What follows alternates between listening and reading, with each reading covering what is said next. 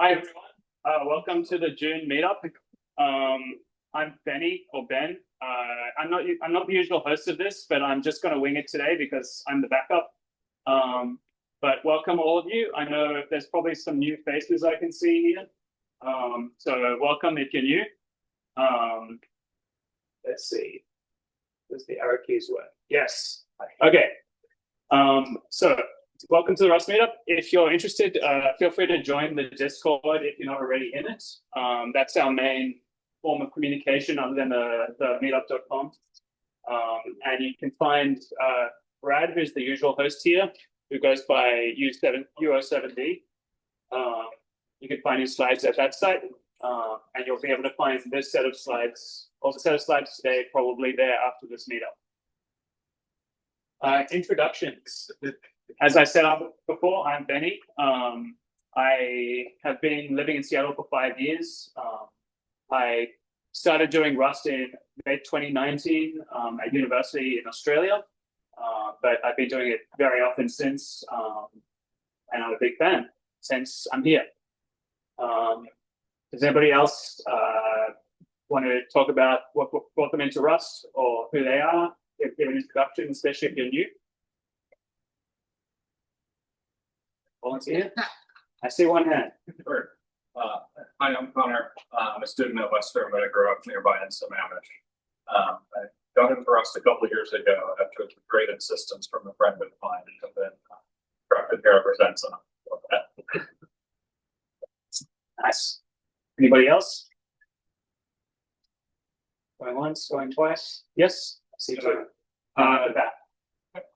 I'm Diana. I got my PhD at Northeastern, where a lot of people went and worked for Motorola and implemented Rust. Awesome. So the original macro system is all stands for. We've also created the Wikipedia paper. Aaron and the concurrency primitives also. So I'm going to be playing with the link job, but I don't get to use it. Awesome. Well, welcome to the meetup. And there's one here. Hi, I'm Patrick. I started using Rust about a couple weeks ago because I'm working on a project where most of our library is written for embedded C, and I'm currently writing a CF layer for Rust bindings. Cool. Well, welcome to the meetup. So one here. Hello, I'm Jeff. I've been using Rust off and on since shortly after 1.0 came out, so I guess it was 2015. Did a startup based on Rust. I really didn't go anywhere, and I've done some embedded programming for running an art project in Rust. Welcome. At the back, very back. Hey guys, my name is Viabhav. My first time, no. I wanted to Rust and but after I graduated, I read that blog author called how they wrote their reverse proxy and I got into it from there. And I'll often front off, but I think it's kind of the words fish. Welcome. We've got two more. So one at the back there. I'm Zach Auer. Using Rust for a while now. Currently working on a new protocol system with Rust. And yeah, also said. Welcome. And last one. Jake. Actually, my favorite language is Haskell, but at least Rust has ADTs, so Yeah. I'm interested in UI and incremental computation, CNC machining, CAD/CAM, structured editing. Awesome. So welcome everyone. Yeah, typically we have like a pretty wide range of new versus old and advanced versus beginner programmers in Rust. So typically after this meetup, we usually go to Red Robin. I'm not sure if we have anything planned after this one specifically because it's in a different location. But there's always an opportunity to meet everyone else and chat about what you're doing or what you're learning, all that sort of stuff. We're also getting food soon. The pizza flavor breaker, I'm going to start in traffic now. Yeah, it's pretty crazy out there. And unlike the reactor, we don't have to kick you guys out. Yes. Okay, you're welcome to stick around for a while. All right. So afterwards, we'll be milling around having pizza, I guess, or during. Thank you, host.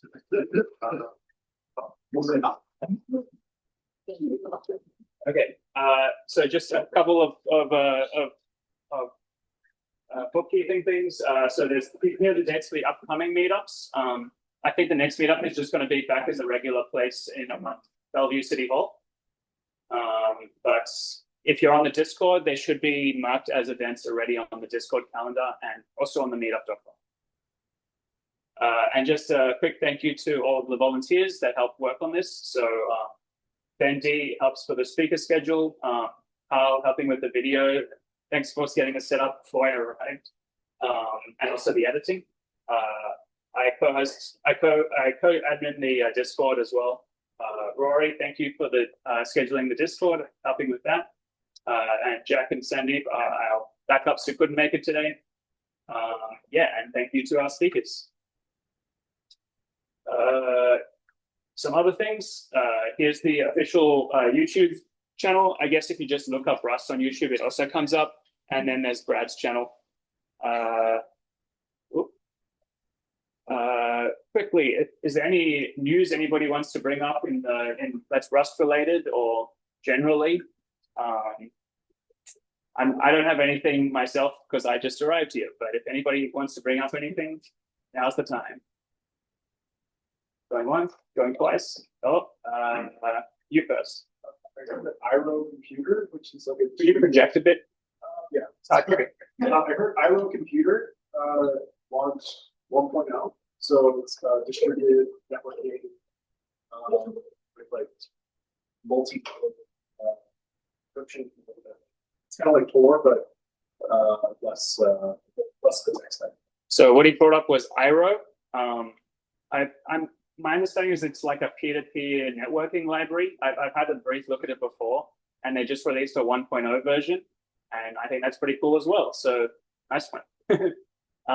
Yeah, it's something I've actually been wanting to experiment with pretty recently.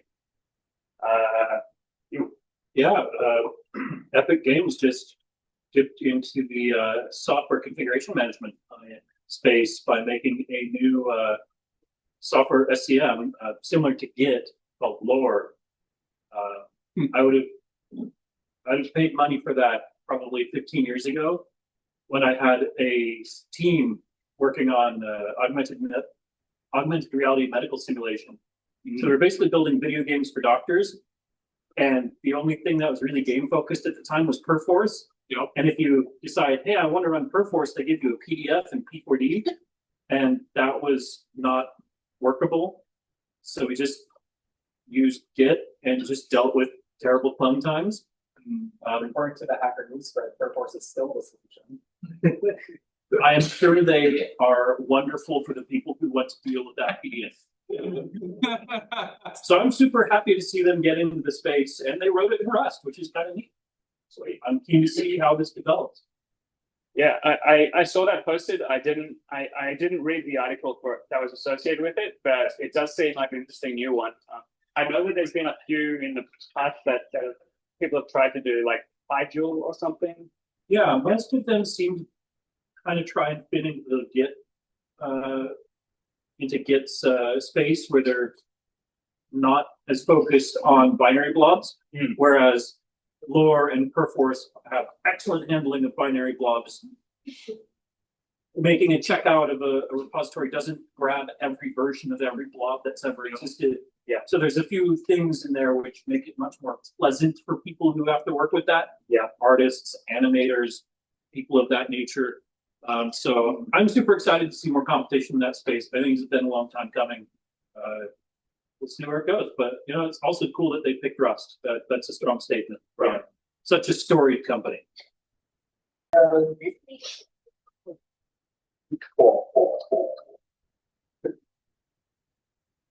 Echoes. Yeah, no technology.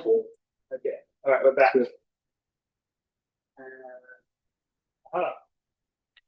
Okay. Yeah. So let's see. Are there any more slides? Yes. Okay. So tonight we have we've got guests from Z Industries talking about CRDTs, which I think are pretty cool. And I've always wanted to learn more about them. So that should be about 20 minutes from Conrad. And then we have BoundaryML. What was your name? Viabhav. Viabhav. Yeah. Welcome. We've got guest speaker Viabhav to talk about using Rust to make a better version of Python. And then I think we've got a third one. My Beginner's Quest to Create Approachable, Bevy, and Rust Code by John S. Where's John S? There we go. Okay, we'll call you up at the end. Cool. Then, oh, yep. Okay, so this is just the lineup. I think we're good to go. Hey. Okay. That's. How about you go? We're gonna. Yeah, I think that should be fine. And then, that's all right. All right. Technical difficulties.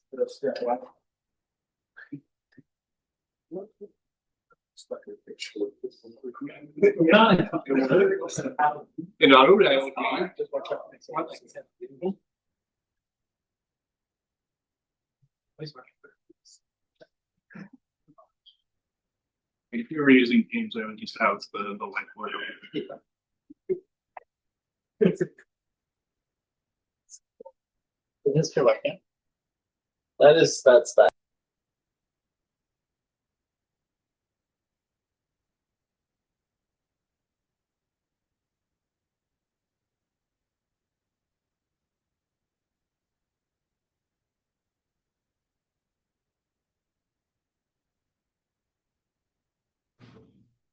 Okay. To share your screen on the Teams. Is it? Oh, it's on. It's going? Great. Oh, I need to mute here. Yeah.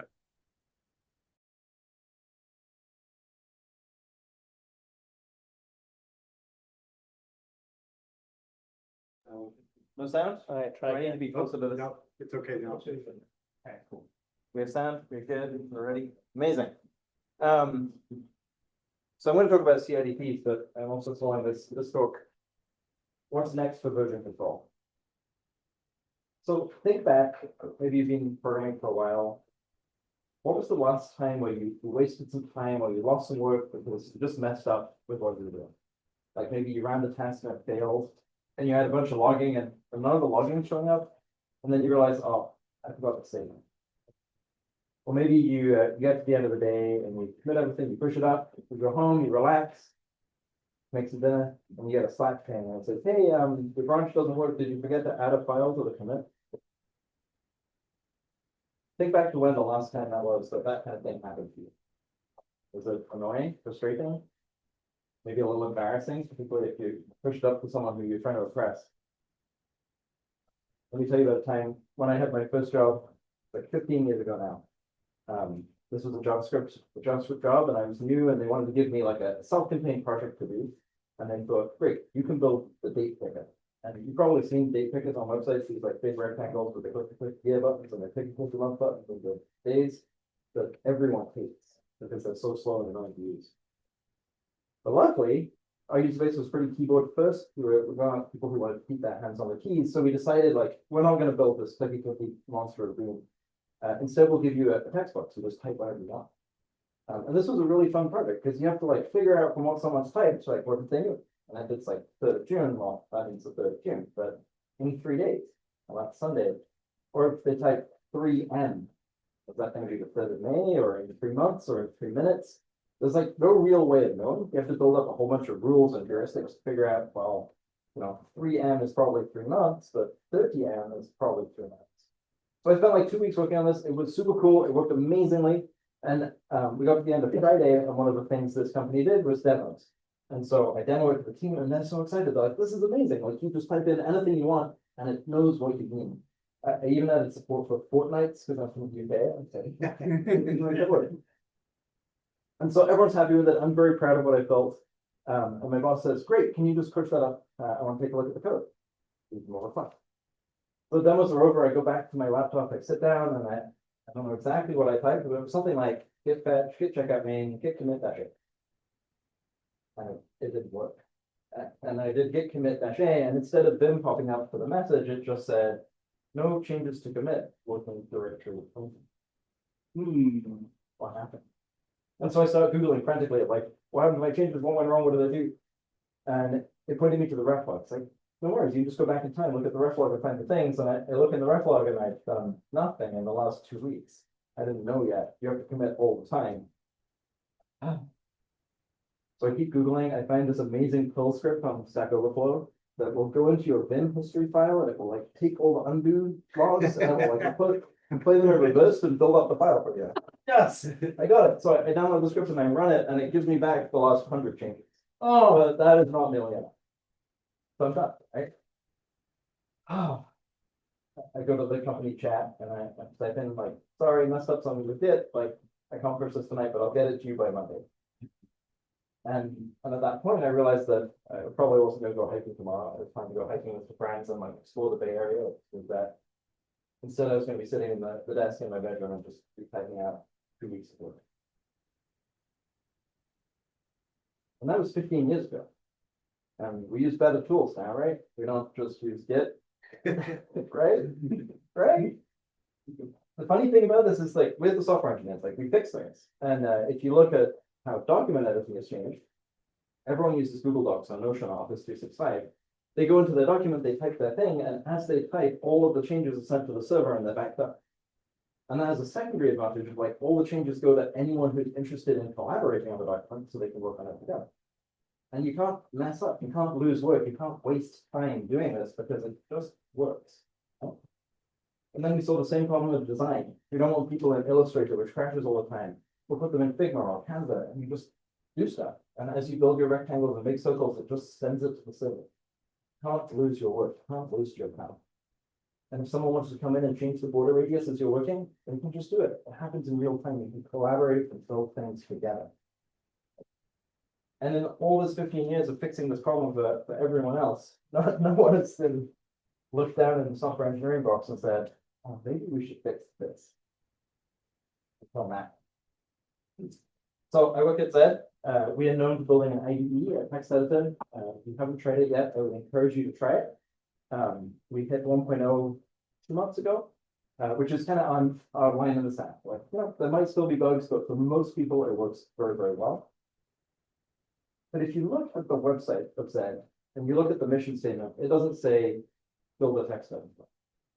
The mission of Zed is to fundamentally improve how software is built and collaborated upon. To fundamentally improve how software is built and collaborated upon. So, we did this. We built the text editor that we want to use. And now we're going to solve this problem. This problem where it's so easy to lose work as a software. So this is kind of a new thing. We have an alpha. I'll share a link later, and I'm happy to talk about it more. But we're trying to build a thing called a Delta DB. And the idea is that Delta DB will be the collaboration layer for software. It's designed so that as you work, the changes are synced to the server so you don't lose work. And it's designed, unlike Git or Raw, one or JJ, all of these things are based on snapshots. And snapshots are really cool if you want to do deployments, because you can say, cool, this is the hash of all the stuff in this directory, and this is the tag for that hash. And it's a really nice blob you can move around. But if you're trying to collaborate, you can't be sending these giant blobs over the network all the time. You want to go in, and as you're changing things, and you're making these tiny changes, or deltas, it's like, oh, you want to sync those around instead. That's something DB. So this is a programming meetup. I wanted to dive in a little bit to how some of it works, talk actually about CRDTs, and then kind of come back to the idea of that. Let me jump over here. So did you retype everything? I did. I'm never convinced that the second version was as good as the first version. I don't know. It's hard to tell.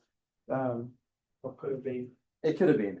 It could have been. And also, I had this vision because I was naive at the time. I was like, cool, once I built this, every website in the world will use it because it'll be better than the pointy clicky thing. No one else. No. One day.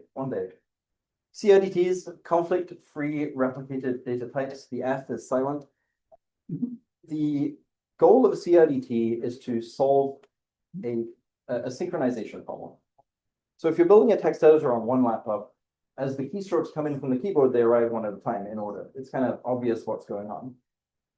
If you're building something like a Google Docs where you have a central server, the keystrokes still arrive in order, even though they're coming from many machines, because this server has like, it can define what happens before what.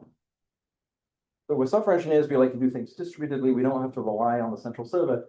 And so we're going to use the CRDT to solve the problem. What is the problem?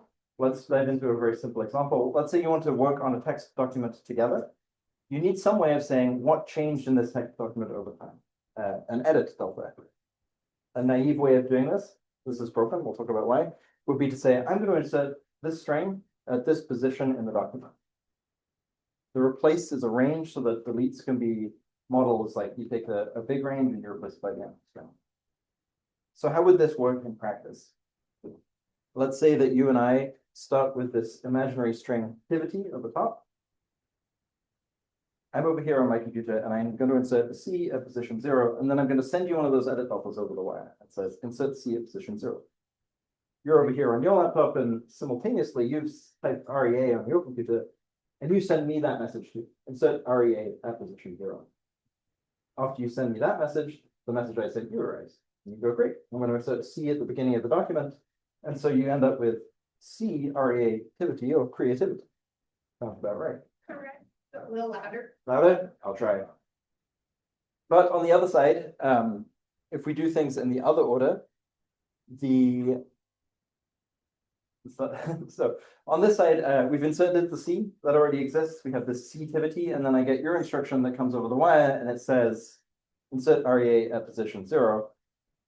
And I do that, and I get reactivity, which is also plausible, but we have a problem. We think we agree on what's going on, but we've ended up in two different states. So this is the problem that CRDTs solve. There's a lot of research that's gone into them. And the classic way of solving this is to say, well, usize doesn't work. You can't refer to a position in the document by its index because it's not stable. Instead, what we're going to do is we're going to give an ID to every character in addition to the character itself. And these IDs are designed such that they're unique across the whole system. And the way that is typically done is you have an actor ID. My laptop will have an actor ID. Your laptop has an actor ID. And then we have this sequence number that we just keep incrementing. How does this fix the problem? Don't be too afraid. I think it makes sense. So we start with the same document we had before, this activity, and these characters have IDs C1 through C6. I'm on my machine, I insert character B7, B because my actor ID is B, 7 because it's 1 higher than 6, and I insert that before character C1, it's a C, and I send you that instruction, insert character B7 before C1. Over on your machine, simultaneously, you've inserted REA, A7 through 9, because your actor ID is A, just before C1. And after you've done that, and you sent me that instruction, you receive my instruction. And it says insert C just before character C1. So you go and you look at your string and you say, well, that's interesting. Just before C1, I see A7, A8, A9. And you're sending me a character B7. So when you generated that character B7, you didn't know about this stuff yet. Otherwise, you wouldn't have chosen those IDs.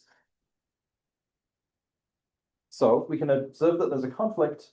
What are we going to do about it? We need some way of resolving that conflict that everyone agrees on. Typically, this is done by sorting the actor ID. So A sorts before B. That means that we are going to leave the A789 where it is, then set the C, and then the rest of the characters. And so that leaves this side with the string, reactivity. If I go back to my laptop, yeah. Does that mean like the lower ID will always win? Typically the lower actor ID, because you just need some way of resolving these types. Yeah. Over on the other side, the opposite thing happens. I've inserted the C already. And when I get your instruction to insert before character C1, I see B7, I see you're giving me A7, there's a conflict.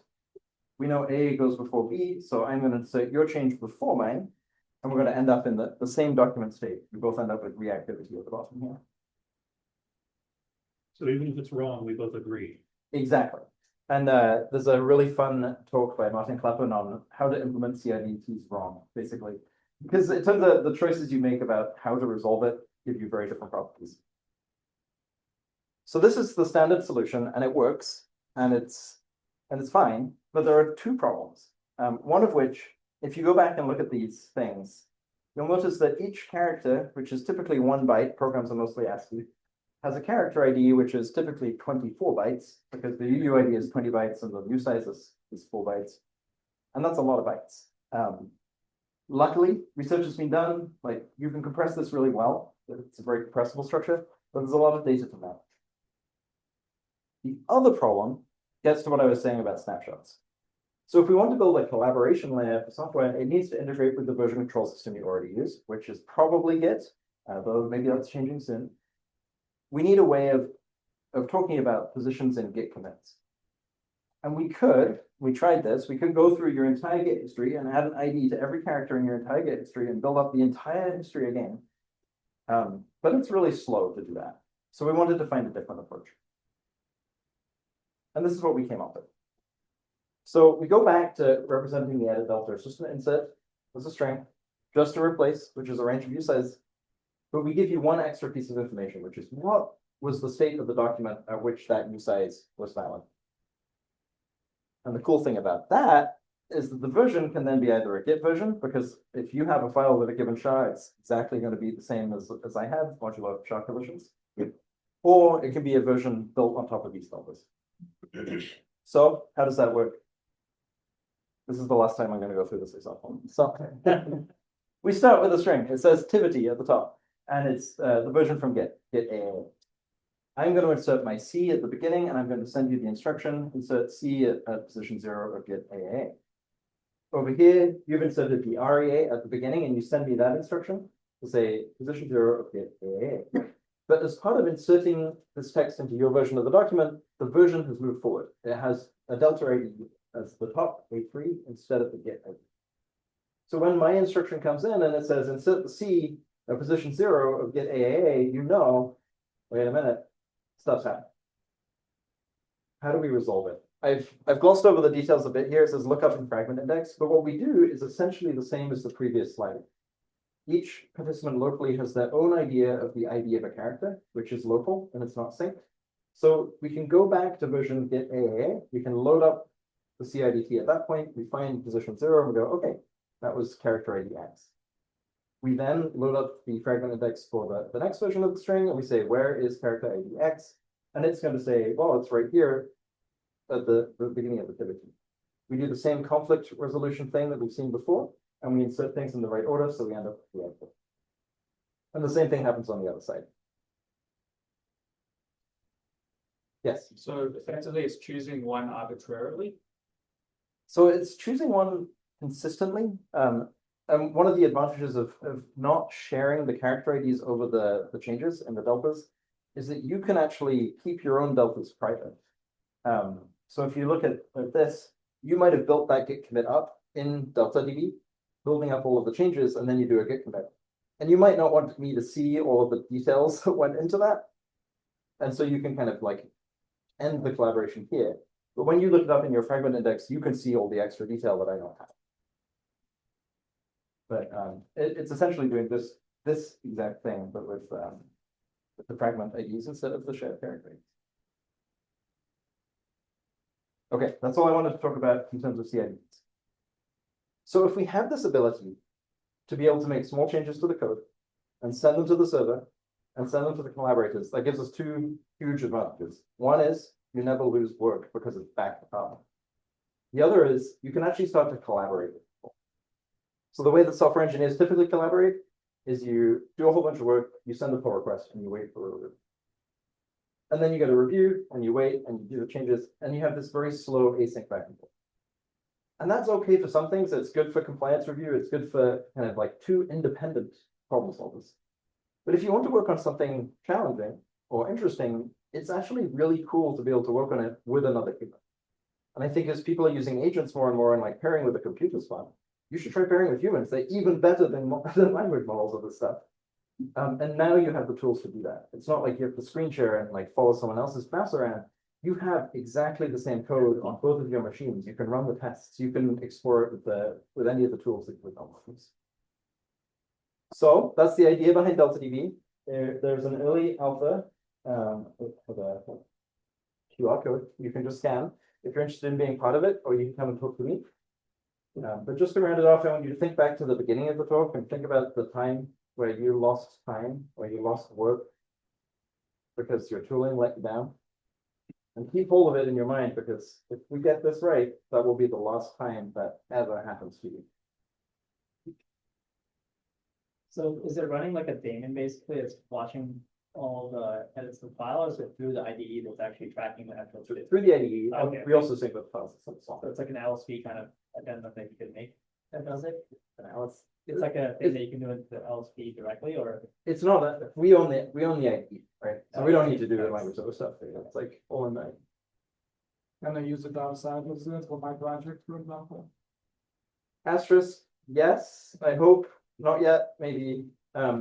So right now we've actually been building it in like a demo product, just so that we have like it working before trying to rebuild an entire IE on top of it.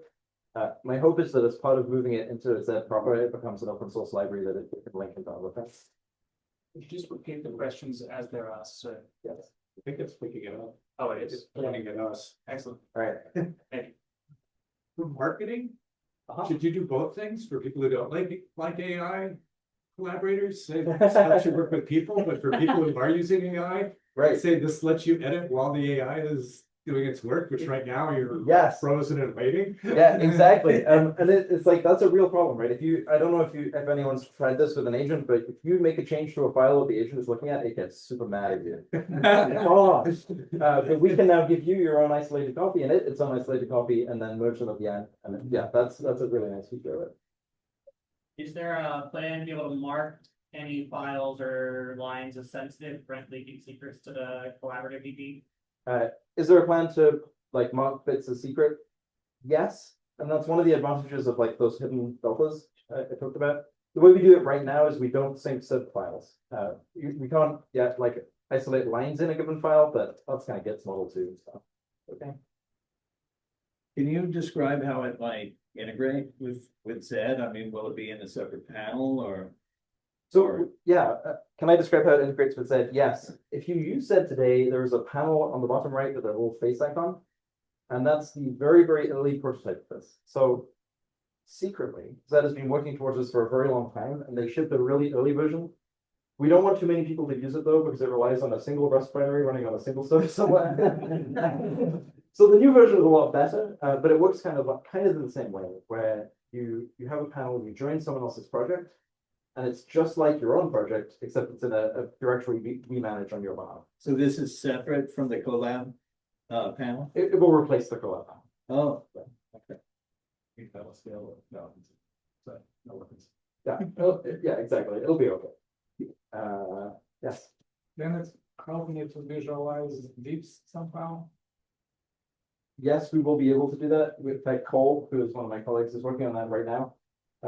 One of the really interesting things about CRDTs is, as I think someone pointed out earlier, if you just merge things naively, you get a big mess.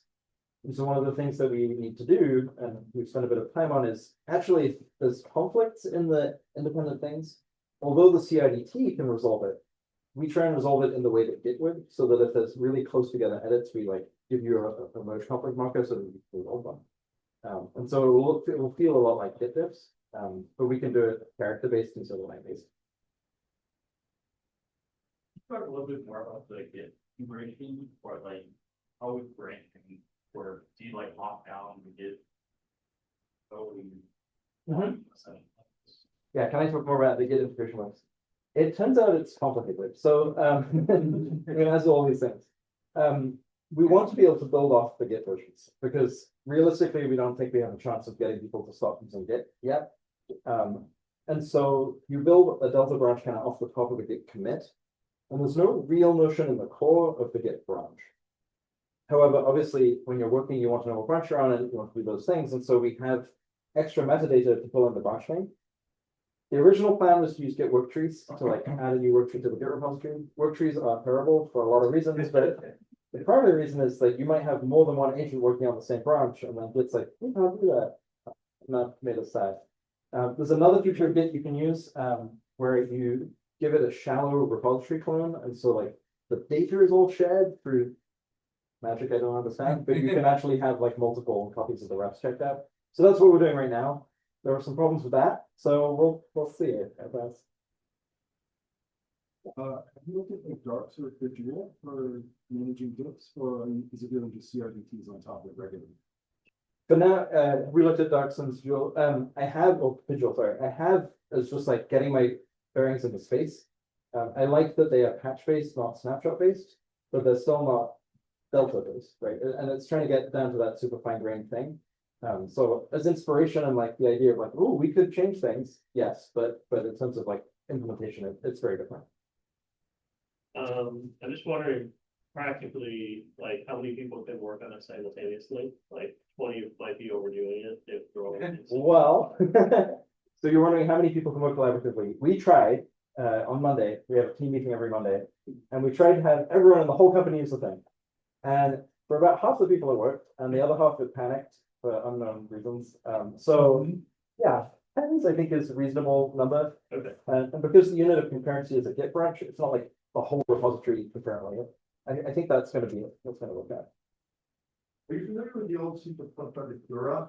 I'm not familiar with Dura. So it was a server you started in your Git repo. You started there, and it would actually just watch, and every time you hit save, use identify, it would write a diff from a given timestamp. And so if you got out of control or an agent did something screwy, you could halt it. You could pull up a graph showing every diff since you started Dura. You could roll back in time.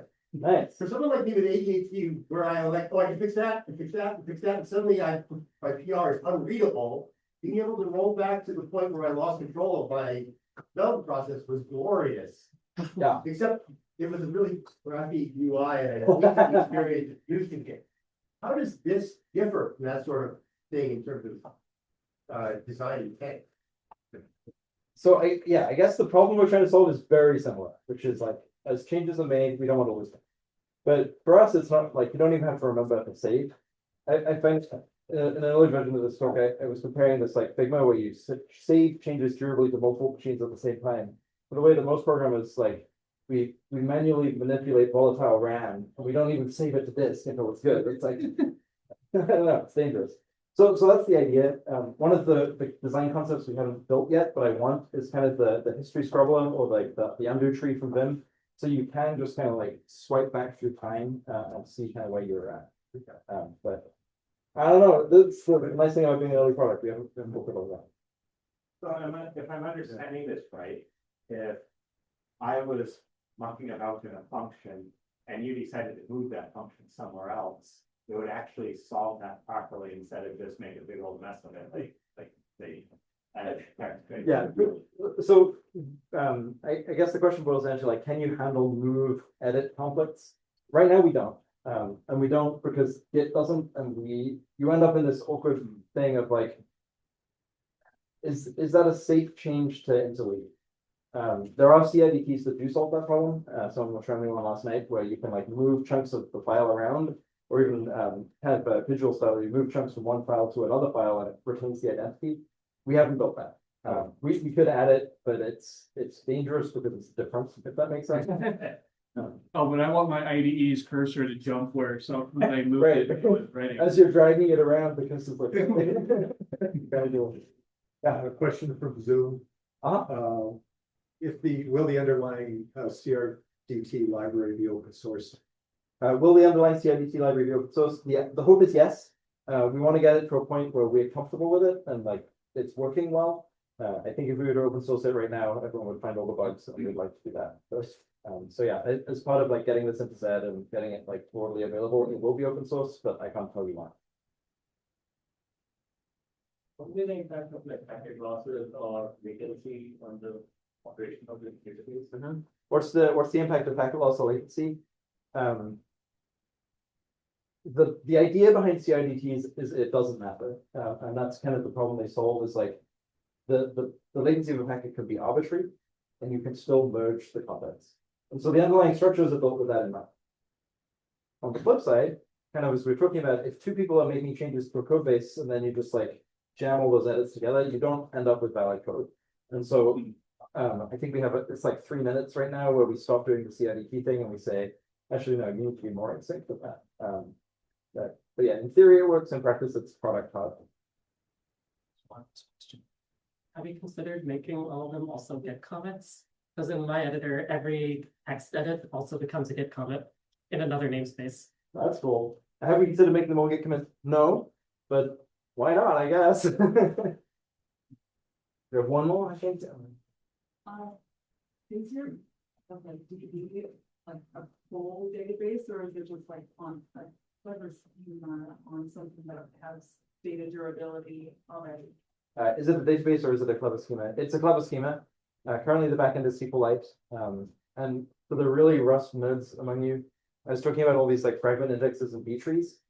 The way we implemented that, for better or worse, is we have a version of Arc that is a SQLite backed Arc. So you can clone a node in RAM and it increments the ref count of the database system. And that allows us to like load immediately and only read the bits off disk we want to. So yeah, SQLite is like the powerful engine, and then DeltaDB is this layer for sending the changes around on top. Cool. All right.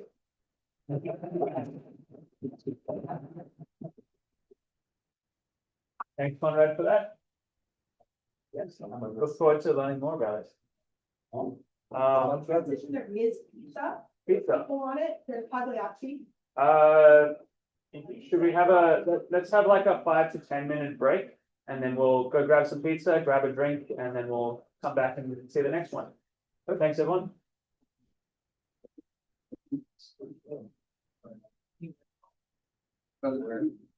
Bye. Yeah, are you hosting, do you have a slideshow to present?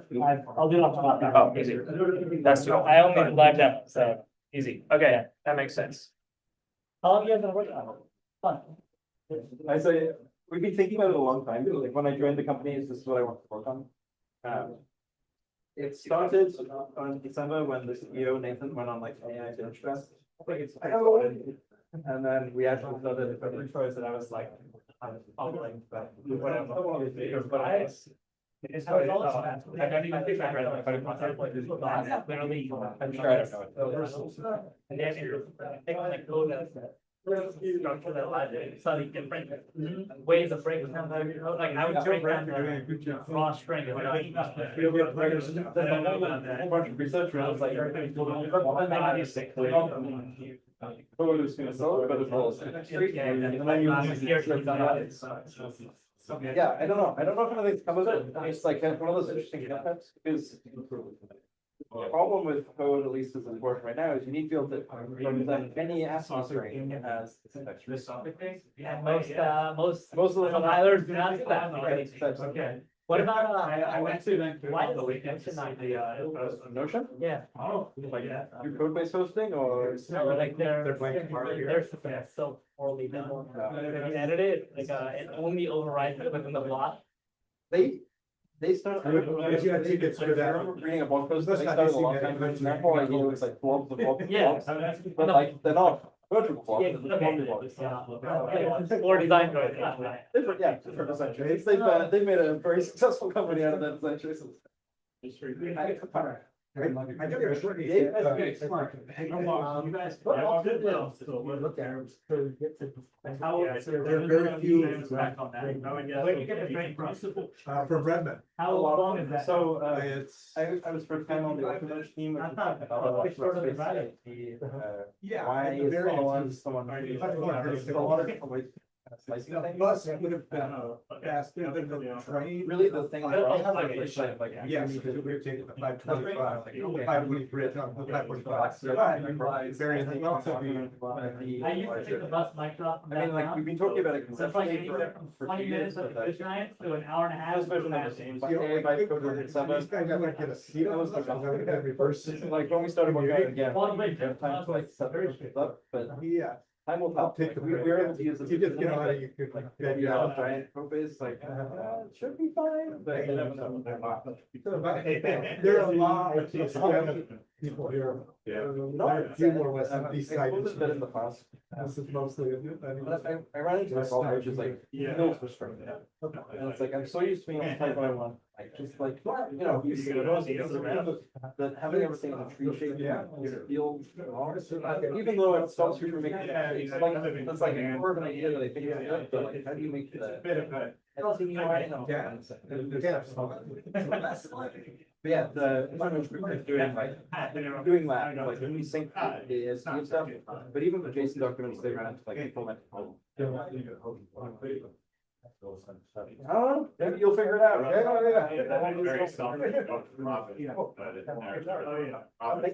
Yeah, it's a really fun problem. Yeah.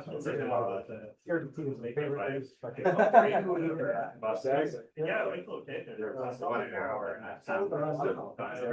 Oh, yeah, now the train's lost. So I think. We were going,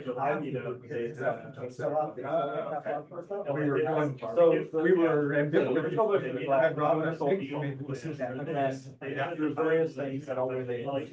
Daniel. So. The one that said uses right now is the compaction. I don't know. Only stuff you're breaking all the way up. There's no way of saying, okay, around this. So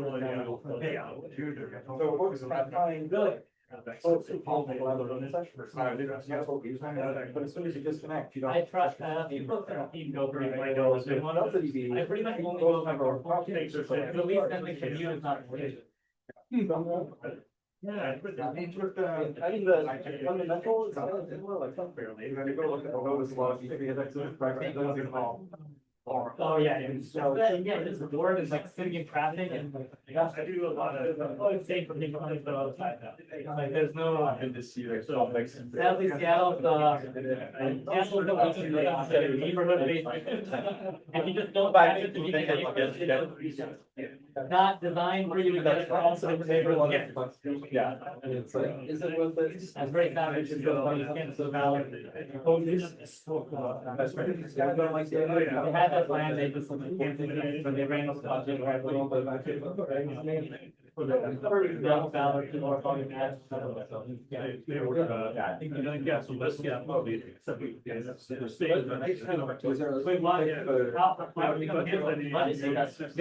what made them find the button for me? I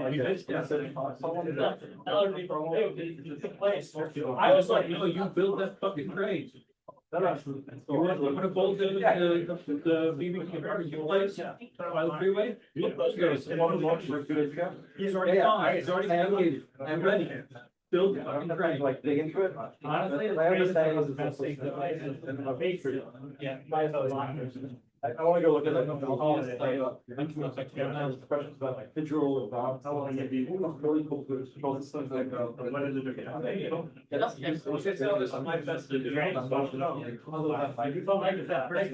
if you're preparing a seat traffic, it's still like We were definitely you around, so I can like read without getting motion.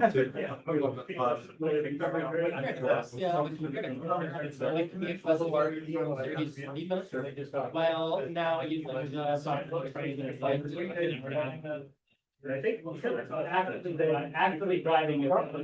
That's not it. Yeah, so it's like the demo product has with events and let people try it and use it. Maybe it's less than people for a second. Yeah, people want to convert that. Probably going to hear when we get into that. I will be happy. Feels like I said that. So yeah, less than that. Right on I can still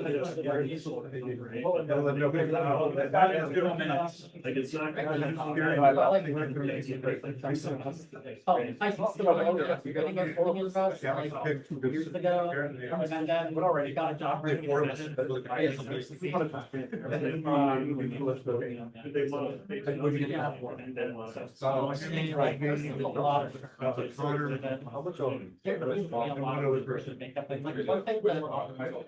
Actually,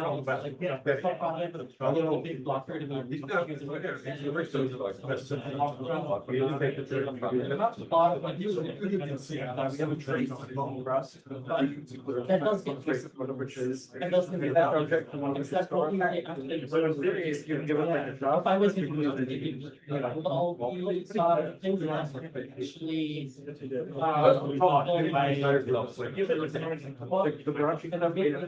rest of the mind, it's not like, it's not like. It's like, I don't know, gives you perfect ideas.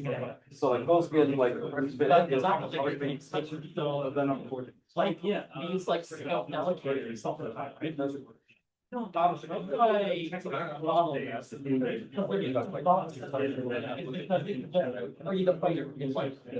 need a passive pointer to which allocator to find. For some reason, the like, you need to pick multiple. In a defined type system. Yeah. Like complicated text and For my cleanup. the wrong byte of a string. Although you should never text the wrong byte of the string, it's like very, very easy to mess up on that. And so most of the crashes in this case were just like that. UTF-8 makes it slightly harder to index every now and then if your end users do dumb things. Yeah, like tight Unicode characters. How do they? Exactly. So my only commit to the Rust project so far, they used to, when the string indexing operation panicked, they used to include like a whole bunch of the string in the panic message that was then being uploaded to our crash server. And I'm like, I don't want to see that. I want to see that data. So it's fine, just say. How long for the server to send? You know, it's about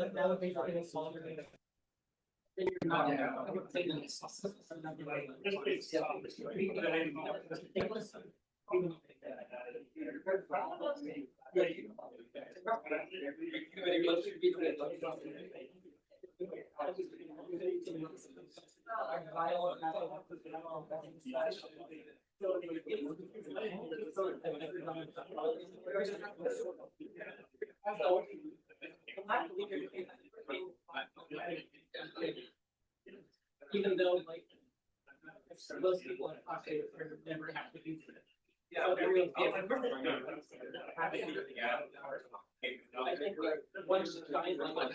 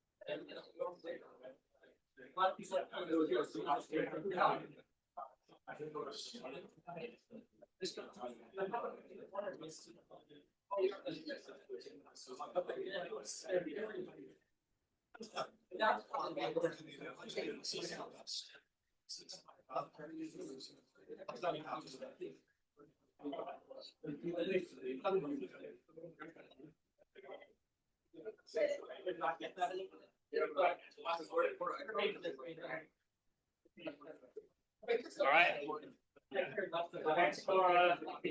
Thanks for doing the fixes. Our next speaker, Viabhav will be speaking about Eating Python. eating Python. Making a better Python. It's kind of a talk about. All right, cool. Take it away. Firstly, nice to meet you guys. Hi, Bob. Thank you guys for carrying the dangerous bridge and making it all the way over onto the website. It was the normal side, so hopefully it wasn't too much of a commute for most of you all. The thing I want to talk about today is really just an interesting thing that we've been working on for a bit. And I really want people, I'd love to hear people's thoughts on, in general, what they think. But before we get started, how many of you think that software is the same as it was a year ago? Correct answer. It's really not. It's really fundamentally different, and in so many ways than I ever imagined. And when I first started this, I mostly grew up writing C++ code and assembly code. And I was like, I love C++, best language ever. And 3 years ago, I discovered Rust, and I was like, what the fuck was I doing my whole life? There's just a class of mistakes that are never possible in Rust, which makes it possible to not just like build software that's good, but to build a team that can reliably build software that's good. And I think that is the more important part than just writing good software. And yet, to my dismay, every other engineer out there has decided for application code, we will use TypeScript or Python. And what I hate about that is both those languages are basically lies. Like you write it, the type system lies to you all the time, the runtime lies to you, everything is basically made up, and you do whatever you want. There's a great talk called WAT. If you haven't seen it, go watch it. It's freaking hilarious.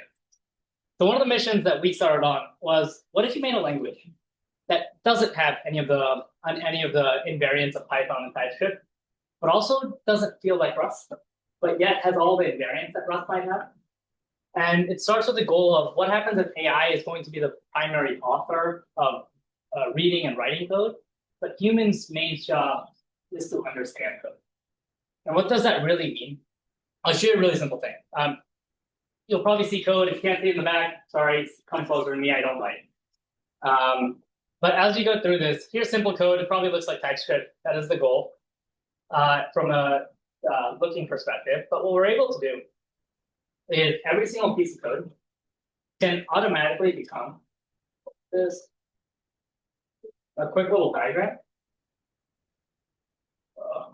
Sorry, I need the mouse. Every single bit of code automatically becomes a quick little diagram that is able to be referred to without ever having to change the code. And there's semantic code. The diagram isn't just a one-way thing. It's actually like a quick little thing that takes you to the exact line of code that's modifying it. What's really interesting is if you actually run the code, I'll talk about how plus a group of people writing Rust. What's really interesting is the runtime can actually embed into that as well. Just give you all the information you might want to have as you're understanding code. So now, without actually reading a single line of code, you can start to understand this. But you can go a little bit further and start asking really interesting questions from it. So when I think about what code does, what is code really trying to do? Well, oftentimes models are still trying to understand your code as it is. So let's just ask it to describe a function called greet. And just gives you the information right away without having to ever do grep. Because grep is effectively useless in many ways. Because what does grep do? Grep searches for the string. Well, what does describe do? Describe uses the AST to give you exactly the right information with dependency classes as you're looking for it. If you describe the refine image function, and remember, models are the ones writing code. What it will actually do is it'll actually start skipping the context out and only give you semantically useful parts and start dropping parts of the system away, but gives you all the information you need to start grabbing the full information from underneath the stack. Now, as you go through this, the other thing that you really need to do to start actually understanding the code is, what do? Well, you read the code, Well, you look at the diagram and understand it, model it. You search the code, which describes what you're going to do. You search the standard library, which you can just do and then cursively keep searching all the way down really fast. And instead of having descriptions of the code living in like the web or any other place, the code becomes a single source of truth at all times, and everything is self-described. So if you're curious how to do something like, what is a function, you just ask it, and it just tells you. If you're curious how async works, well, jokes on us, we don't have async because async is sin. We have something like Go routines because I think that's a much better model in many ways. And it tells you that. It tells you to use fun and then shows you exactly how to look it up. So anything that you're ever trying to do becomes really quickly evident with the semantics behind it.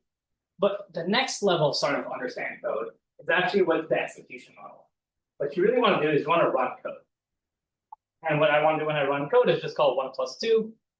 And I just want to quickly run it for me and start executing it on the fly like a REPL. And I think this is some of the places where a lot of systems languages kind of miss out. And even TypeScript has missed out, which is, I've noticed it's in model usage a lot. They offer in Python-C almost all the time to quickly just run a script to go do stuff. Python-C is great, but like, if you guys remember, I have a Greek function. Why can't I just call the Greek function and run the C? Do I not have a Greek function? I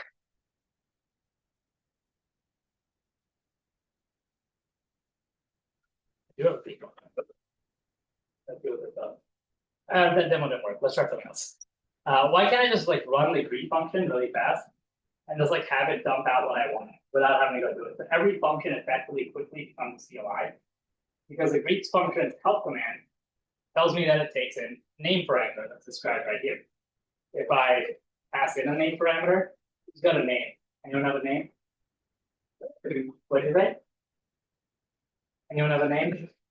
Paul. Paul. You can just like run it really quickly. So everything suddenly becomes a quick standalone system that you can just go through. Now, the last thing you probably want to see is pack. And pack, what it allows you to do is actually takes any single function that you want, quickly makes it into a standalone binary that just makes it quickly self-sufficient on any environment that you want. And this is kind of where I think like having a thing that's actually backed by actually like Rust, which does run anywhere, very different. It runs in Blossom, it runs in any architecture of choice. If you want to target like any of these architectures, you can just compile it and make it run from any architecture anywhere else. And like I think a part of it, is super helpful to make this kind of stuff happen. But when I think about really having code that is super, super useful to make happen, what I think about is how does code run anywhere in a way that's easily describable to both humans and models, and take that a step further. So I'll show you some of the stuff that we really loved about Rust that really inspired this. How many of you like the result type? Why? Better than It's simple. Better than exceptions. Exceptions fucking suck. But what do you hate about the result type? Nothing. It's okay. I'm trying to rock it. But what I hate about exceptions is about result types is that they're incredibly viral. If you accidentally forgot to make something a result type, well then, how many lines of changes do you have to make underneath upstream to make that one? We thought about this problem really, really hard. And we came up with a slightly different answer to that. That was basically like Rust exceptions, but with slightly nicer syntax. Rust result types, not exceptions. Because exceptions are not exceptions, they're control flow. And anyone that says otherwise is lying. So this function, foo. Foo is a function that throws a string, returns a name. Well, the compiler and the type signature tells you that right away. Retry is a function that takes in a lambda, calls that lambda, returns a t-type based on that lambda. It doesn't actually retry yet. I'll show you how to fix that. So in this case, the demo function. What should the demo function do? It should throw a string. And I've written this out in my contract in the function as well, which is explicitly required, which is explicitly requiring a return string. How much change does return 5? 4. And all of a sudden, you get a compiler error where you've broken this contract. You're seeing that this is actually also going to throw an int. So what you get really quickly is result types without result types, where the error value becomes a thing that the compiler automatically infers from any single place in the code base without having to go through this. So if you want to go catch errors, let's say you want to catch all int errors, boom. still working on this.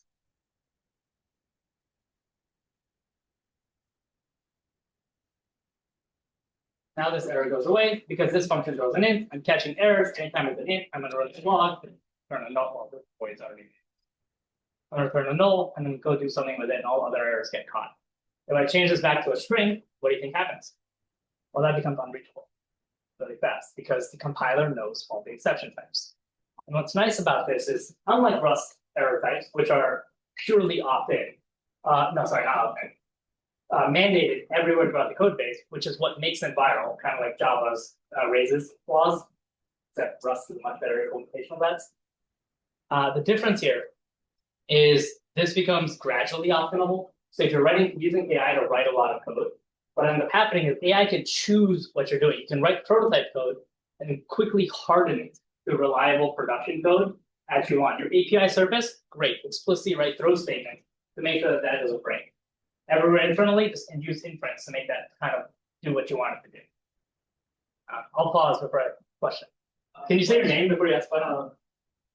Do I have to? No, I guess not. Anonymous. Go ahead. Okay. What is the retry functions type? The retry function type has a secret thing, which it actually injects a generic parameter. See throws callback. That's how we actually do that. Yeah. Yeah. So my comment was, if you want to have exceptions be done this way, there's a type 6 system technique that allows you to avoid the throws on the every function. It's called like modal effects. Have you heard of that? No. What does it do? So modal effects basically allow you to it's in the maybe ping me after. Yeah. Okay. But yeah, that idea. Question. Yeah, I've got name. I'm Ben. Or Benny. Why doesn't foo say throws string? Why doesn't foo? Wait, say that again. So you've got previously demo wouldn't compile unless you had a throws string next to it. But why doesn't foo say throws string? The way that you can think about throws in a type signature is if you choose to write throws, you're basically writing an invariant that says this must not throw anything but a string. So if the compiler infers it to throw an int, sorry, I can't. I'm used to my kinesis. Now this becomes a compiler error. So you can use this as kind of like a guard, like a type checker. I see. So it's actually but the throws at the end is optional, right? Exactly. Throws is optional. By default, the compiler will infer it. And you can do it better if it's like for API context, you want to ship an API, write your throws signature. But if you want to prevent it from breaking, and be stably documented. I would do a certain never grow. Oh, that's easy. Throws. Never. The never type. Name? Can you throw more than one type? Yeah, as much as I again love Rust ADT types, I also love union types.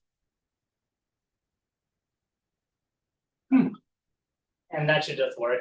And it tells you that we're not throwing it in because obviously type check can tell you this. Name? Jack, hi. Feel free to tell us to stop asking questions about the future visitors.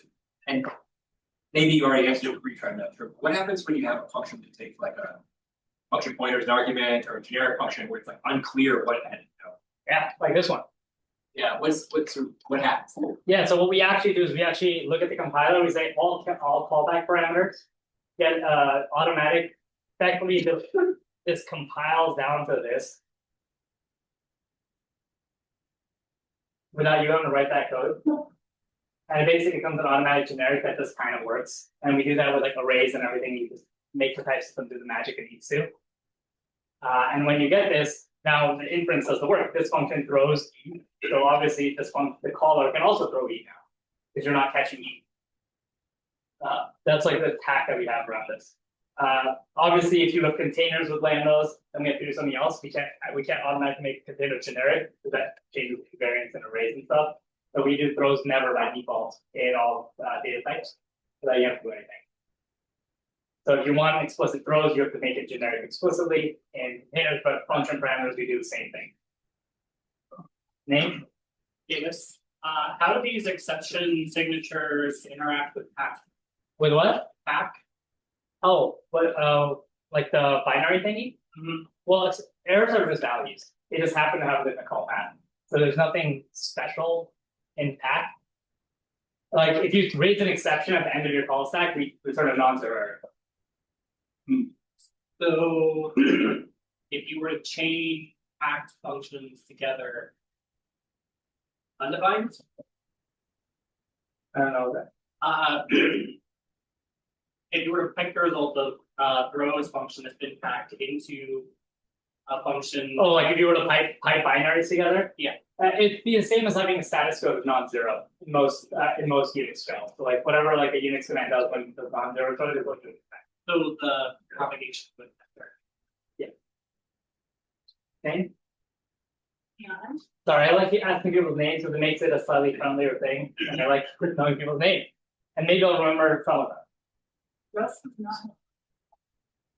not interested in what you do function types. And when you find either like this.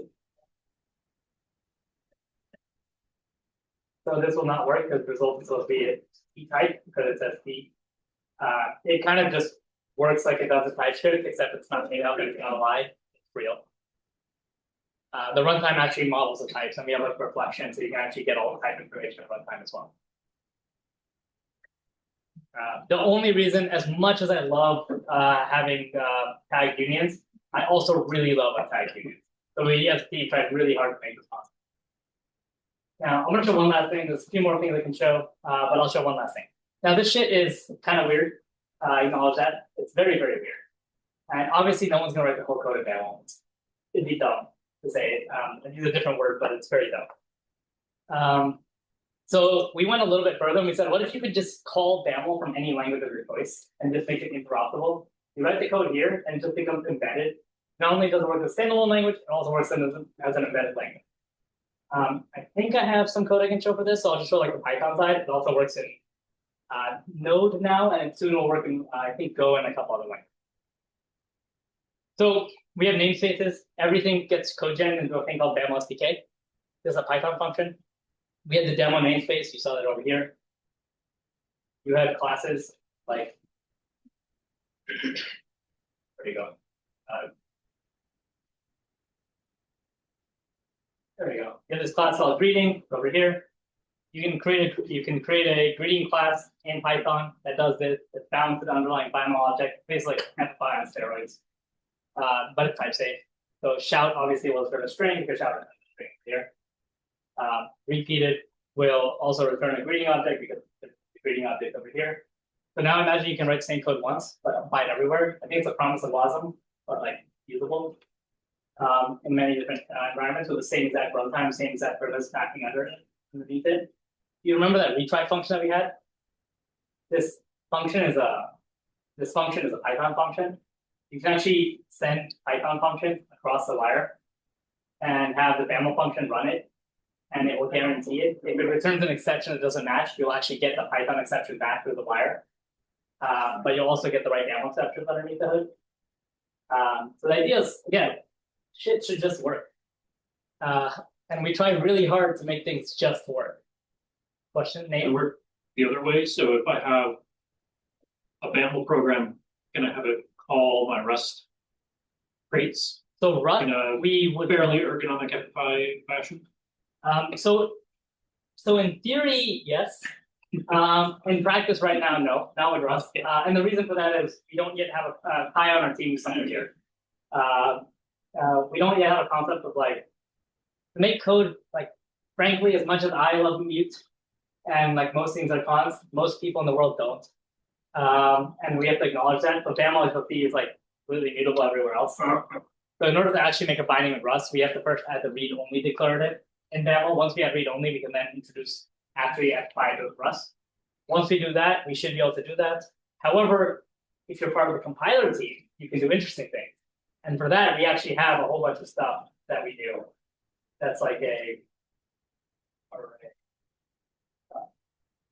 something like that. Like we have a special thing, BAML / yeah, those are standard library stuff. We have special things in the BAML code And you can do things that are like Rust functions in our compiler. And then the compiler will bind them to like actual Rust functions that we maintain and bridge. And we have a whole bunch of toolkit around it.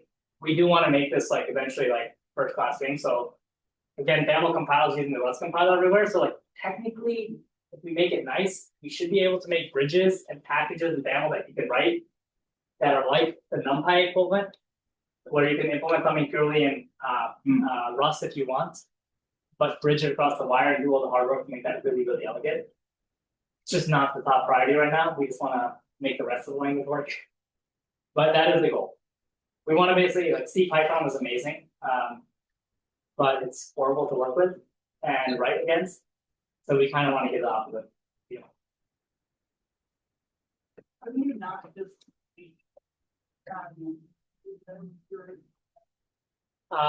well, we have a garbage collector that we run that basically runs C# garbage collect. Like we have like a we copied a bit of Go and C# garbage collector, and just like I don't know, write a lot of good code like that. Like you just test it and you find leaks, and when there are problems, you fix them. But there's not really good better answer to that. Like you have takedowns? oh, like yeah. So again, I love traits. Traits are awesome in Rust. Let's say the word trait to someone else that doesn't write Rust, and they're like, so much. People like the word interface, so we have interfaces in Babel. And interfaces allow you to go. Let me see if I can pull one up. I might have inter. We have iterators. So like iterators allow you to go do things. We have associated types and a few other things. We have generics.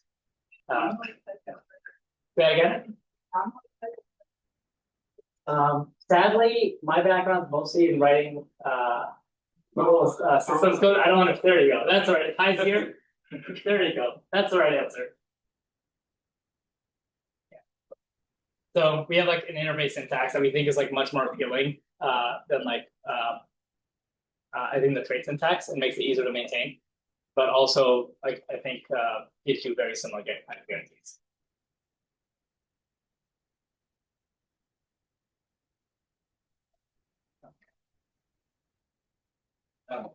Still back. It sounds like you guys don't have a borrow checker or a WLC. So what happens when I do something nasty with unions or enums and like violate the type systems? You can't. It's. I mean, okay, you can. There are ways. So I'll tell you one of the ways that you can break it. It boils down to threading. Multi-threading can easily break the type system. It's not. I don't think it should be possible to break the type system in any other way. And in terms of like a single-threaded program, but multi-threading you definitely can. Let me pull up the multi-threaded code. I can explain where that happens, and I'll show you how we deal with this.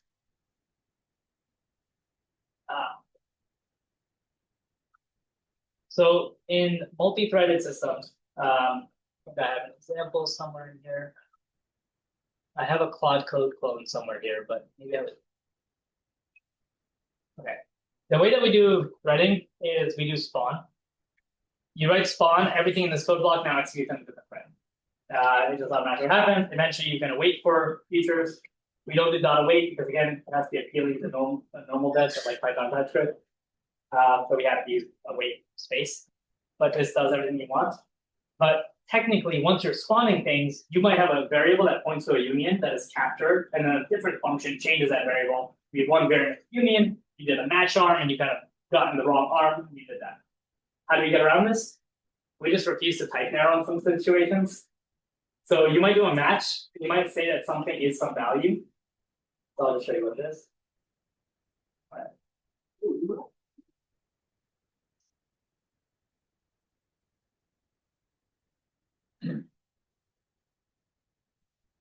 We'll see if this works live, but we'll find out. What's a function that lives on int?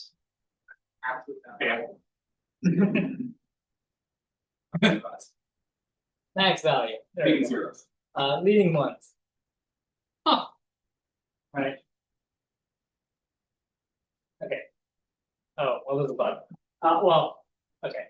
if this becomes a captured value that goes through like a different thing, like let's say like let equals.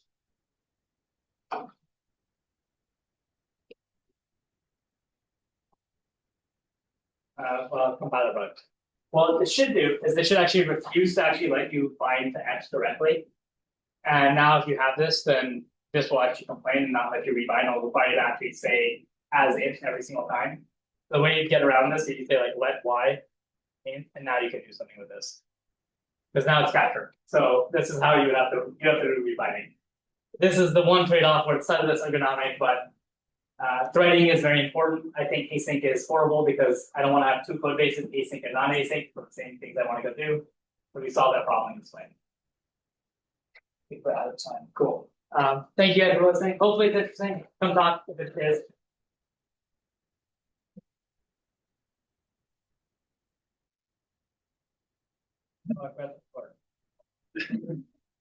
Oh no, it's recording. Red I think means recording. I think it should be recording, yeah. Thanks for that. That was awesome. Next week I and then we'll finish up the pizza and then we'll figure out what we're gonna do after. Okay. Cool. Yeah. If you try and access it right now, you can't. It's but I'll post the link on the Rust Discord. How do I get active? Quietly. So is the available language closest to Tactically, yes. Runtime invariants are probably similar to some hybrid ability. Okay. Is the underlying what engine is? Oh, we have our own. We have the thing that's called the text here, which is basically equivalent to wait. Share your story later. Yeah. So I was browser and share everything. Connect West. So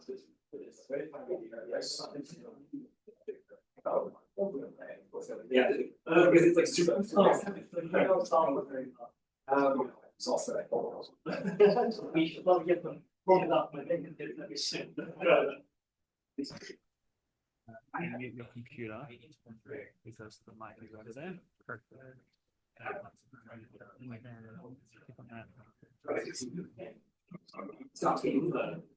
Using writing well, you can just again.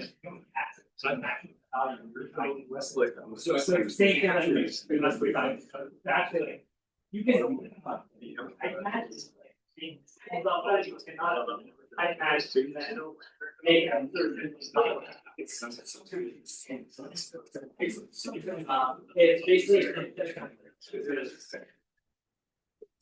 all right. All right, we've had our next take out. We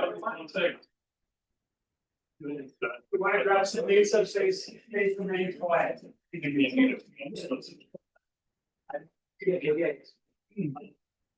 All right. So I'm excited to be here. It's been probably 8 years. It's been probably 8 years since I've gotten up and done speaking. I don't think I could pick a better group to come back and say hi. So kind of a brief introduction around me, going around a circle. Born in Alaska, now live on the tip of the Olympic Peninsula. Been doing this for a while now. Jesus, I'm old. Currently at a company called Stoke. They do Rust. They are hiring. I am working on integrating AI more. So I gave Gemini a little list of some of my past projects, and it gave me a cool icons. Then I was like, okay, go with this. So there'll be a little theme of Gemini making my presentation a little more artistic because I have no artistic skill. So along with all of this, like I think a lot of us, there is this kind of persistent kicking at the tires and exploring different languages. And there are strengths, there are weaknesses, there's things you like, and then come around to Rust. And it was one of those things where the more I understood it, the more I was just like, God, I love this. And that has kind of led me to try to find and approach the beauty of it as well as the power. I think like Stoke builds rockets, so I had to have a reference to thrust to weight ratio. I think of any language that I've played with, when we look at that trade-off of power and ease, I think Rust is at the top. I think that if I had my happy life, I would find a way to like evangelize Rust, be like, this is the language that you want to just introduce everyone to. This is the language that the code base becomes your friend and partner in building more stuff. And so I did a little exploration because I also started playing with some languages and some frameworks and came around to Bevy. I think Bevy is pretty cool. So I did a little project that I will be talking about, but we'll talk about most recent. So love my work, but I am going on 0 years of using Rust at work. My friend and coworker over there gets to use Rust every day. So basically, there's a 1.5 years of me going, as I watch my coworkers use Rust. Now, the cool thing is about 6 months ago, that really inspired me to write more just personal, just because let's do it for fun code than I have years and years. Almost all of that has been Rust. And now kind of the culmination is I'm getting to stand here and meet some of you awesome folks. And I think that's great. So kind of my goal is a few things. There is that sound that a question mark makes one's phone. Everything I'm about to say is a question. It is, this is what I think I found, maybe. I think. So part of my hope is that it will be like, oh, no, you can see, try this thing. I'll be like, also, like, if I can find cool folks to chat with and just geek out about Rust, like my direct team is amazing. They all love TypeScript. They don't need to be reckless about Rust. So I need folks. So yeah, I think. I've learned to stop saying I think. I think. It's like loose opinions, loosely held. I like to bounce ideas. I like to be like, oh, see what you did there. I like that. And so the more of that I can find, the more I feel like I'm growing in the language and the community. There are trade-offs to everything. And so I try to call those out. And I've got a lot of slides in 45 minutes, which I set myself a timer. So I will try to go fast in the time. I've got permission to go a little bit over time, so we're good. Thank you. So what I'm talking about today is like approachable Rust. I have this thesis that Rust can be that code base that something like Rails offered, right? This language that is self-documented, this code base that I get hired on day one and they're like, go add this thing. I'm like, I intuitively find my way to the right thing. No, I didn't intuitively. I was led there. The code base is laid out, the language is descriptive. All right, this I think this is the thing. And so playing with Bevy, I came up with some patterns that I was like, okay, this feels right from this hypothetical of if anyone actually joined me on this project, how easy would they find it? Or would they be like, well, was he thinking? Maybe the latter, but shooting for the fall. So I'll show a little bit about this project that was kind of the foundation for some of these coding examples. And an idea that came out of it that honestly, I don't know if it's a good idea or if it was just for fun. Asking a group of people who know more than I do is a great way to get that like check feedback. Because my piece is, I think that Rust may be better than almost any language I've encountered. Better than any language I've encountered for this approachability as a first-class feature. So, playing around, I wanted to create something that resembled a game. So it's not really a game.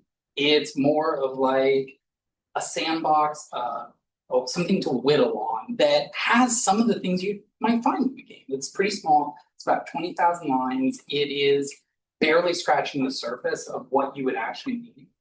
But it was a lot of fun. And the more I started playing with it, the more I was like, what cool things can I add to it? So it's got a little scripting thing in it. I didn't build it. I was like, there must be a thing. And sure enough, there was a thing that just made it super simple. Like, I want to change that. There's a lot of flows. There's debug things. There's resources. I'm clicking and creating a new thing. And all of these things just felt really, really cool. Like, as I get this little piece, and it was like, I love Rust. And it just looked deeper. And so I then got into that, like, how do you make this as fun for everyone else as it is for me?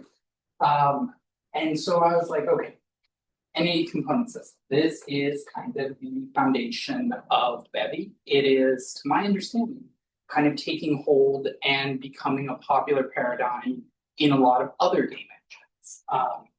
So fundamentally, like, the entity is the identity. You have them, they're unique, and you can put things on them. Bevy does them really unique or really cleanly in that they're just basically 64-bit in, stack 2 halves, and then you can put as much data as you want. Those are your components, and then you have to operate on them.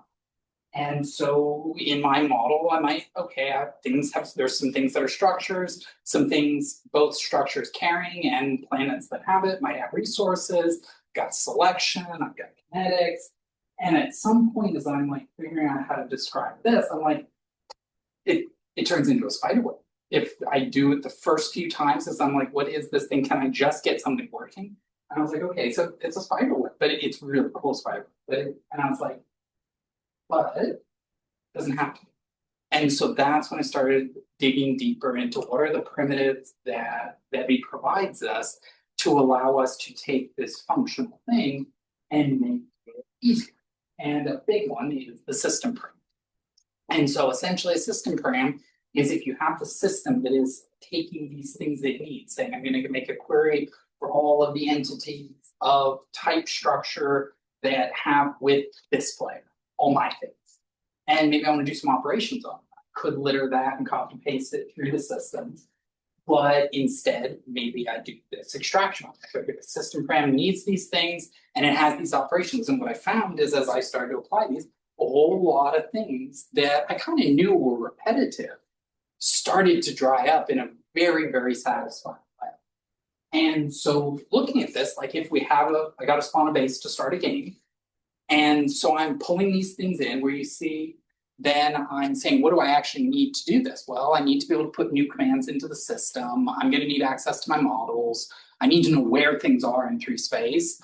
I need the planets, I need the stars, and then I have some things I can do on them. I'm implementing something on this structure spawner, and then everywhere else I can just reuse to where, what does it take to spawn my Civ station? Well, it's a station structure, like a lot, it has a name, it has some things. And you might ask, like, does this even need to be there? We'll talk more about structures later. My Gemini made me my cool little avatar person, so you will see those little things that are half reminders to myself, half me making fun of myself. Sometimes laugh. So then looking at extraction, this is something that we looked at and we were like, okay, it's a system param in Bevy, but it's really a more, I think, universal concept, and different things provide different ones. So jumping wildly tangenting, like I like to do, we might look at something in Rocket. And we're like, okay, this is pretty okay, this works. But we look at it and there's some stuff that I could probably do better. There's some reusable pieces, there's some access, and we're like, okay. So we'll get some help along the way. Like bottom, Rust will do that for us. Rocket will do that for us. My custom specific, I need to do my JWT this way. Maybe that's a little more on me, but I can still do the same extraction, the same promise that the system parameter is doing. And we'll do half, and Rocket will give us half. So if we implement from request for my JWT, and we take that same piece that we were going to replicate in each place that needed it, we're just like, okay, I've done my half. And Rocket is like, okay, cool. So you got a blanket, and as long as you do your part, you can then just ask for that. And my mind melts a little bit, right? Like coming from other languages and other frameworks that have a promise of this will be easy and this will be concise, but you look at them and they're kind of generating random strings and at runtime and essentially passing it to eval. Yes. Right. So I did a demo, or I did a playground for this in Rocket. I did one in Axum. One of them does GraphQL, the other does REST. One of them is kind of sensible and sane. The other does its own little proc macro for me to declare and gin up TypeScript that I can then use in my Svelte project. Yes, it was. I went through a complete mad scientist phase where I'm just like, I'm just going to wake up at 3 in the morning and I'm gonna do Rust until I feel sane, then I'm gonna go.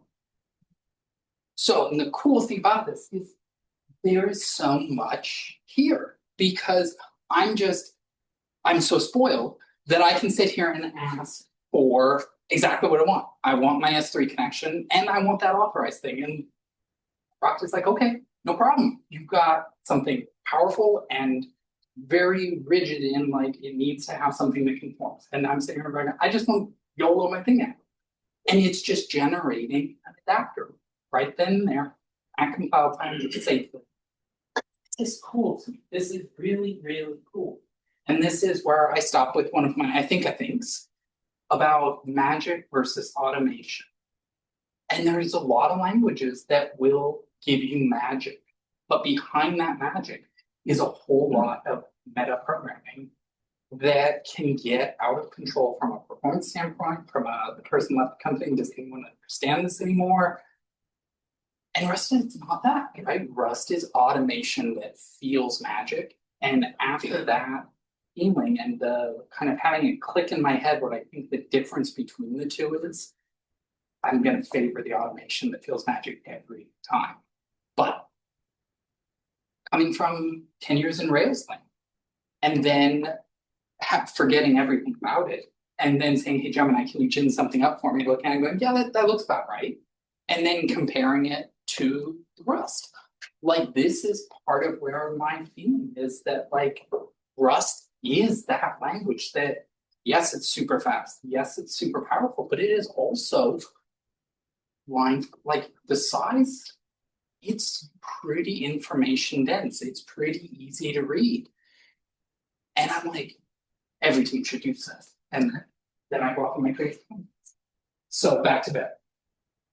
So I like to find those learning lessons where I'm like, oops, I goofed. So when I did little toasts where I'm like, okay, I want 3 battleships, and it's like, I spawned your battleship. Yes. So I did my toast and I do that. And I'm like, oh, this is great. And then I'm like, oh, so in order to enable and disable, I need mutable for the toaster. In order to do the toasts, I will need mutable on the commands to say all this new stuff, but I don't really need it on the toaster. I'm like, oh, in that ECS where it is really awesome about multi-threading everything, I just created a nice bottleneck there. So, learning lesson. I think about those two. I think about what are my alternatives, and I'm like, oh, okay, I could do this one path that's closer. I could do this other path that's totally different. I've got my trade-off of, do I really need that entity ID? Well, I'm using it, whether I need it. And the thing that came back to me is, well, even though that's a lot of choices, with the exception of the subtleties around, do I need that entity ID, and a few other things, the real external shape of that system parameter doesn't really need to change. So by extracting, not only have I made it easier on myself, but I can actually go through and dramatically change or replace how that toast system works in my thing that wants to be a game when it grows up. And I'm like, okay, so there is a durability, especially as we grow, by doing this extraction. So kind of where I took that is I was like, Gemini, quick, make the end of the slide. And this idea of like, even if I'm like, okay, this idea didn't quite work, there was a real fluidity in how, no pun intended, in how I could think about this, reason about it, and through it all, there was no point where I was just like, okay, disengage safeguards. I'm just going to attack how it works. It's like, no, I'm just letting Rust kind of keep me sane while I figure out what I want to do there. So I think that system params, and scratch that out, really any of these tools of extraction and encapsulation can be a great way to simplify. And even in some cases where I wasn't collecting a whole bunch of things together, I was just collecting maybe one query that I needed and some repetitive operations that I want to do in a bunch of places. It was nice to put in, because grepping for the signature of a query you're doing and then realizing that the tuple is not always in the right order. How curious you miss that, not alphabetically sorted. It's nice to put in. So trade-offs. they do count. There is rules around not having disjoint. So you can have a case where you are encapsulating a query in your system, put it in there, collides with another. All of those rules are still there. But it helps make it cleaner. So I guess where I'm going with that is they are sometimes a good tool, somebody. So in terms of these, there are a couple that we'll see later on, but the cursor and the crosshair, right? I need to cursor and I want it to turn red and get scary and go at an angle when I'm over an enemy ship and all of that. And then I have an interaction where I'm like, okay, I'm going to want to set some badges because we're going to talk about multi-step flows. These are some ones that we'll see later on. They were helping throughout. So then we talk about, when I showed that brief video, there was the panel that's kind of like if you grew up playing StarCraft, it's that kind of thing. There's snippets you can click that operate on your selection. And in my case, I had some structures I can build, some things I can research, and then some actions based on what you have selected. And so here's some things that are all kind of together in one place, but they do different things. They rely on different things. They have different rules and multi-step flows, but they all kind of work behind this order button manager. If I want a button to be there, thank God I can just be like, I need an order button manager. And there it is. I'm like, okay, add, has, remove, update. Perfect. We've got to build it. So we'll see it as I go through. And we'll also, as I'm talking about system parameters, I also interleave in and out. These are probably the two big topics for how I made what I hope, was a fun, approachable code. And so in this case, when I'm describing the research, I am describing essentially a mini little tree there. And you might wonder, okay, where's that order button manager that we were talking about? We'll get it.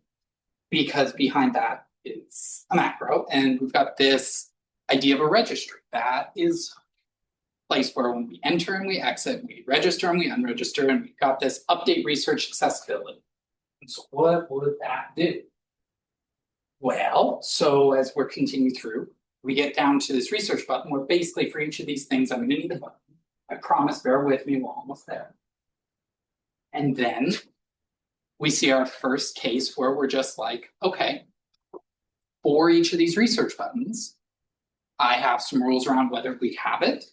And if we have it, I have some rules around if I'm in the process of researching. We saw when I was building those ships, I needed, of course, my progress bar on those things. So we will update that. And so but the cool thing here is we're not really worrying about the mechanics of what do I need, what entities do I need to spawn, what components are inside of there, any of that. We're really just declaratively saying, in this moment, we'll get to structures, we'll get to actions later. But for this moment, for the case of research, it's just, here's some stuff that's specific to research, and then it's going to result in some buttons. And so I think with both the system parameters, but really I think more the theme that's emerging with the way I'm using macros is sometimes, especially with like a brain that's a little bit easily random, we'll say. It's nice to test out some rails. It's nice to say, okay, I think I've got a pattern. Let's test it out, let's codify it. And if I'm right about that pattern, my code dedupes a lot and gets a lot tighter. If I'm wrong about that pattern, I'm suddenly really aware of where I put myself a little too tight on the rail. And I like discovering that organically. So on to the actions. If I select something, I can be like, okay, go mine, go attack, go patrol. Kind of the same idea, where we see the same registry, totally different system. Not the research, now that action on a specific structure, but the hook input is the same. Just here is something that wants to go to register for showing these buttons. And this one, not as many layers, pretty much directly through. Oh, there's the order button manager. In this case, if you're selected and it can move, let's add some buttons for it. If you have nothing selected that can move, we don't need it. So then on the structures, this is where I kind of segue or tangent into macros more heavily. So you will actually now build in macros, but come back to structures. So a little bit of a flip. So macros, thank you, Gemini, for the really cool flag. We've got the two kinds, right? We've got the declarative macros, aka macro rules, where these are essentially pattern matchers. And I use these a lot for when I was kind of deduping down and trying to make things more ergonomic from the standpoint of I've got a whole lot of these things. Let's make each incremental one as easy as possible. Then there's also the proc macros. These are really freaking cool. These are their own little crates. They compile first, and then they run sort of as a little sidecar along, or plugin probably is a better word, along with the compilers that goes. Those consume tokens and they emit them. So in the case of structures, like as I went completely crazy with adding more structures than I knew what their storylines were, and some are built by, some are you get to start, some are built by structures, some are built by other ships. I was like, oh Lord, what have I gotten myself into? And I was like, this is gonna be kind of normal. And a few iterations later, I got something that I'm not gonna lie, I giggled a little bit when I got to this. I was just like, okay, maybe that's over polishing, but dang. And behind this, we know that once I was done doing exactly that, we know this isn't whisper, right? This is something really beautiful and tight and concise on top, but there's machinery. But the machinery is not bad. Like, and actually, I think one of the things that excited me about this is there is a checklist that, especially in those times when I was like, could not sleep past 3 a.m. I'm awake. I'm like, okay, what am I going to do before I go to work? I'm going to add a ship. And I'm like, how did that go again? So I'm like, okay, crap, I'll add a Titan. Cool. And the first thing it does is errors. But they're the friendly kind of errors because in that, there's literally a to-do list waiting for me. I'm like, oh, right, I forgot about the spawn Titan. I better do that. And it needs metadata. I better do that. And I need the resource line. I better do that. So, one, there's that structure spawner and delegating to the ship structure. And this, now that we see that it's behind a macro, we might wonder, like, why write this at all? And it's because I couldn't have a simple thing because I never can. And so a lot of these are not as simple as just spawn the thing and return the ID. Some of them are like, and find the nearest planet. And you need a power conduit to be powering you to charge up before you fly out to warp speed. So I've left them there for now. If I can wean myself from all the extra spin up for each different kind of structure, they probably would crunch right down into that macro. So same idea, metadata and the resource limits. And the cool thing is this macro unwraps this idea of this as a collection. And so within this, even though each one is declaring its own in a piecemeal way and is distributed across the files, at the core of it, we have a structure where I'm like, okay, here's the structure I want to spawn. And what are your resource lines? And it's like, okay, I'm going to find the right kind and dispatch.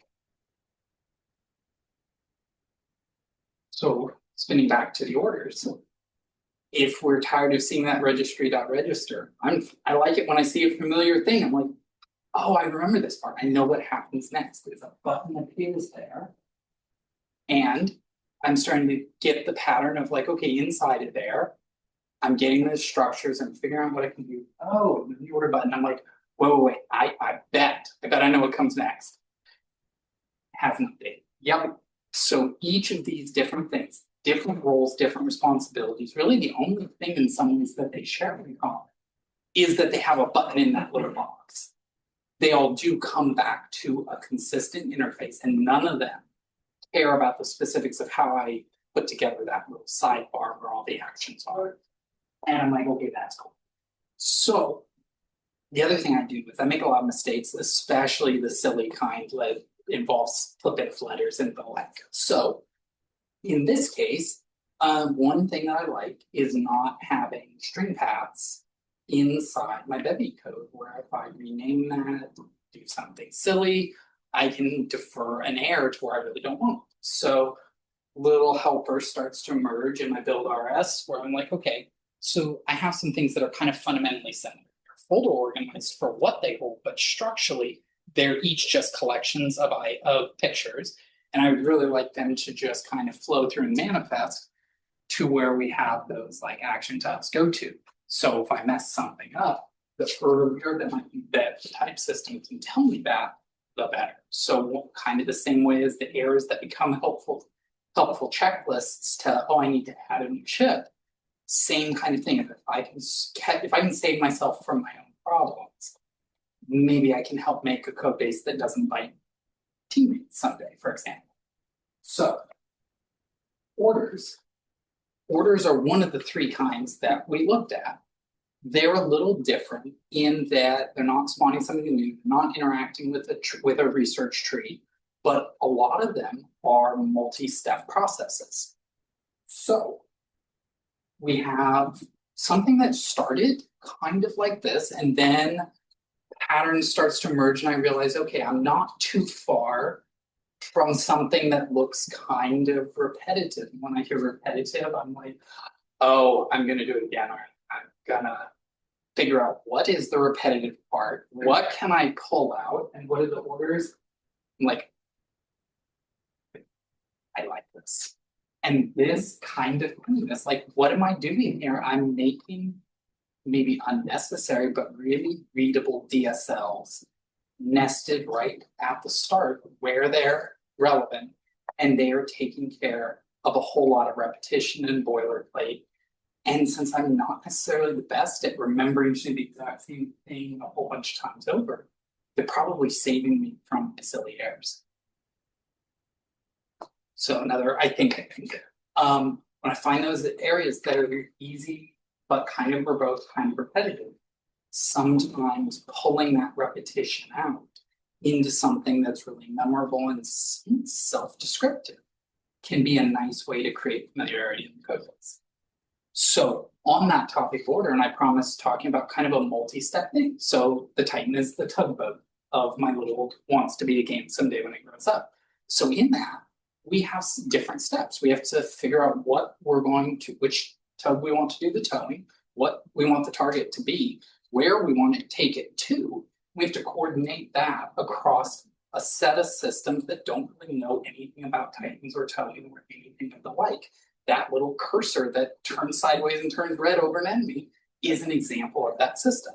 So this is something that we could imagine very specific code kind of littered throughout that I then regret writing the very next month. But not in this case. And I kind of like this, right? Because we think about this flow. I select the Titan. Okay, I tell it I want to tow. It gets a little badge on the cursor. I select the target, and the badge changes, tells me where do I want to go. Select a destination, and off it goes. So, registry again. When I come in, if I've got any Titans selected, I need to show this tow operation. And it's got to do something. So it's gonna, when we're done, it's gonna start towing. And what is the, words are hard. What is the icon that it's gonna show in the picture? They are from our folder, courtesy of the builder has. And so in start towing, we have this crosshair, which is one of those system params. And we're like, okay, from our selection, which is another one, we're like, get me all of the Titans. Let's start this plan that we'll be able to finish later, but for now, at least we know a few pieces of it. And then let's request that the cursor or the crosshair, which is a general component used even outside of the game when you're just hanging out at the main menu, let's request that it select something. And when they select it, we want to call the next thing on select target, and we want to put a little badge down at the bottom and get it. And so then when that gets called, I'm just saying, okay, so from that, I want to get my plan, which is the thing I said at the first one. If I had hit escape, because I was like, nah, I changed my mind, throws away, all good. But if I continue this far, I want to be able to pick up where I left off. So I do. And I update the plan with my targets. And then I request the next step, which is when we select a destination. And by the way, let's change the little badge at the bottom of the cursor to give me an indication of what I'm doing. If I fail, clear this line. So we get to the next step where we do the same thing. We get our plan. So we're now the third step, this multi-step process going through independent systems that know nothing of this. Pick it up, get our destinations, get our targets for each one, figure out how close you want to tow it, because I could not be bothered with having the Titan accident disappear ship or bounce off. So each thing can basically say how much distance do I need. Then we insert an order and we're done. So that flow is handled inside of a path that really all I am caring about is this tow operation that I want to set up. And I've not done anything directly with cursors or that spawning or selection or really anything. I've got a really nice harness here that I can go and build as many of these flows as I want because I've started to build the foundations for it. So that's another I think, especially for something like these orders where there are a lot of coordinating systems that don't really know about each other. And the specific piece in each task wants to focus more on what it wants to get done. I mean, it's easy to read tools and steps. I feel like especially coming back to it after a couple of months and being like, oh, what, that is pretty good. I feel like that can be a benefit, especially if someone else was joining the project and hadn't been on for these 3 AM statements. So this is the biggest question, the sound a question mark makes when spoken. As I was doing this, and I wasn't like, when you set up the systems and you nest Bevy plugins, there's not a lot of boilerplate, but there is some. And I was kind of on a roll with, you know, when you have a hammer, everything starts to look like a nail, and I'm like, oh, this one where the proc macro happens. And so it did. And like, this is the little life cycle function that, or life cycle macro that sits at the top of each of these files. They nest nicely. They kind of dry stuff up. But at the end of the day, I don't know if they're if they were actually useful / valuable, or if it was just a lot. Because this was the first time I really dug deep into building a proc macro top to bottom. And so there are some places where I do think that it helped a lot. And one of them is like when you are registering systems that you can one-shot call from other systems, there is some boilerplate that adds up. Having, especially like on the different actions where you're like, okay, I'm going to register my systems, now they're available. I did find that pretty good. I think also when we have kind of repeated patterns, like how many of my different plugins had a, when you enter the game state and you update in the game state, exit the game state, this started to feel really nice to just be like, okay, when you're in the game, enter key press watcher, exit. When you're in debug state, do some things. So I like that. I started to feel, especially, you know, as the immediate memories fade, you're kind of coming back to a file you haven't touched in a while. I started to feel like they were a little bit of a happy signpost, kind of giving me a lay of the land of like, okay, this is what this file is going to do. But I still don't know if they're super easy. So the sound of question mark makes sense. I don't. If there's thought, yeah. So what seems really interesting is that you're taking your assets and putting them in like one block in one place in the base, you're protecting yourself from the real world and like the disgusting parts of putting this thing together. But then when we're doing this with life cycle, you're actually experiencing the innate complexity of the system. And so I think is that kind of like why it feels tough to decide whether it's like, are you not really affecting yourself rather than the complexity of the system by putting something like that?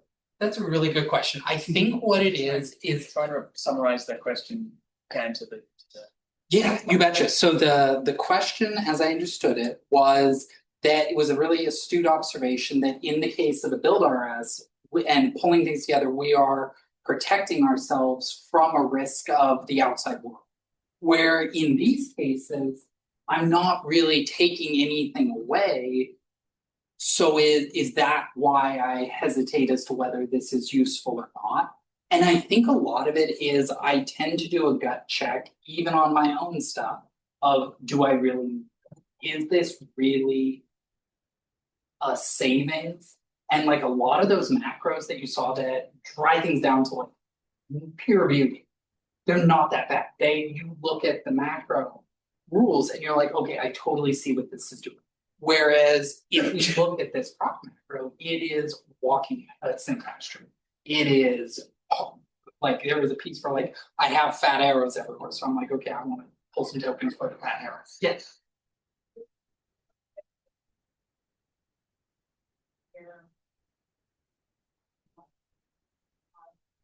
Overwritable module begin, so that you can have that prop macro wrap around world like our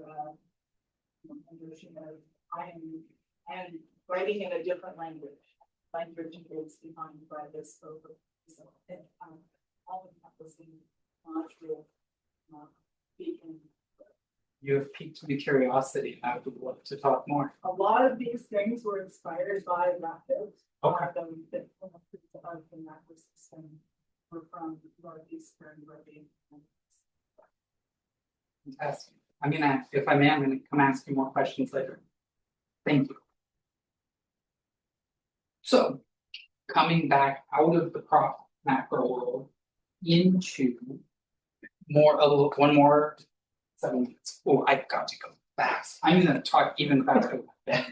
Good God. So keyboard handling. Keyboard handling is easy to do, but the more it spreads out, the more it can become difficult to remember what kind of owns what. So there's this idea of how do we consolidate. And there is a library called Weakling Input Manager that is fantastic. And it does a great job of helping centralize the declaration, but not the implementation. And it starts to look kind of like this. And again, I'm like, wow, that's really nice and it's concise. But could it be more concise? I think so. So I looked at what is the repetitive part that even with aids that help us write code and all of that I just couldn't be bothered to do. And it dried up to that. And all of a sudden my key map, I was like, okay, I can read that. I can glance at that. I like that. So I think dry but don't skew. Streamline but don't choke out. Errors can, like we saw, can be a really great checklist if they're descriptive, where it's like I added a Titan to my structure, then now it tells me 3 things I forgot to do. DSLs can be really clear. There are trade-offs. A little bit of indirection. You can get an error that you're like, it says it's here, but really it's there. And I think that once you see those once or twice, you're just like, okay, I get it. I understand what this is saying, and we jump right. So I'm gonna blitz past this because of all the loose opinions loosely held. I think this one is the loosest, and it's also where my OCD kind of leaked out. I think that file size can be, it is, I think, immaterial or different for each project what size you choose, but I really like setting myself a limit. This was a small toy project, so I just picked 400. I was like, okay, files are going to be under 400. And what I found is out of 20,000 lines, none of them were over 400, and it was a really nice thinking exercise to, as they approached, that was my trigger point to be like, okay, how would I break this up? What is the logical breakdown? What I ended up with was files that didn't sprawl, and I think I had an easier time preventing them from sprawling by starting and keeping small than by trying to split up later. That's a very loosely held opinion. But once I started doing this, kind of just like, let's count them up and color code them and sort them, I like this pattern, at least for my own code that has to touch and go, why are all these files so small? Same thing with ordering, like if someone dropped into my project, would they be able to find their way through the folder structure and kind of know the right place to find the file if I'm making out the thing to the thing? And if I feel that structure, I'm like, okay, this feels like an approachability. Same thing with imports. As I kept file sizes small, I started to notice that that you could kind of feel from the imports when a file was doing too many things and when I was going to regret that later.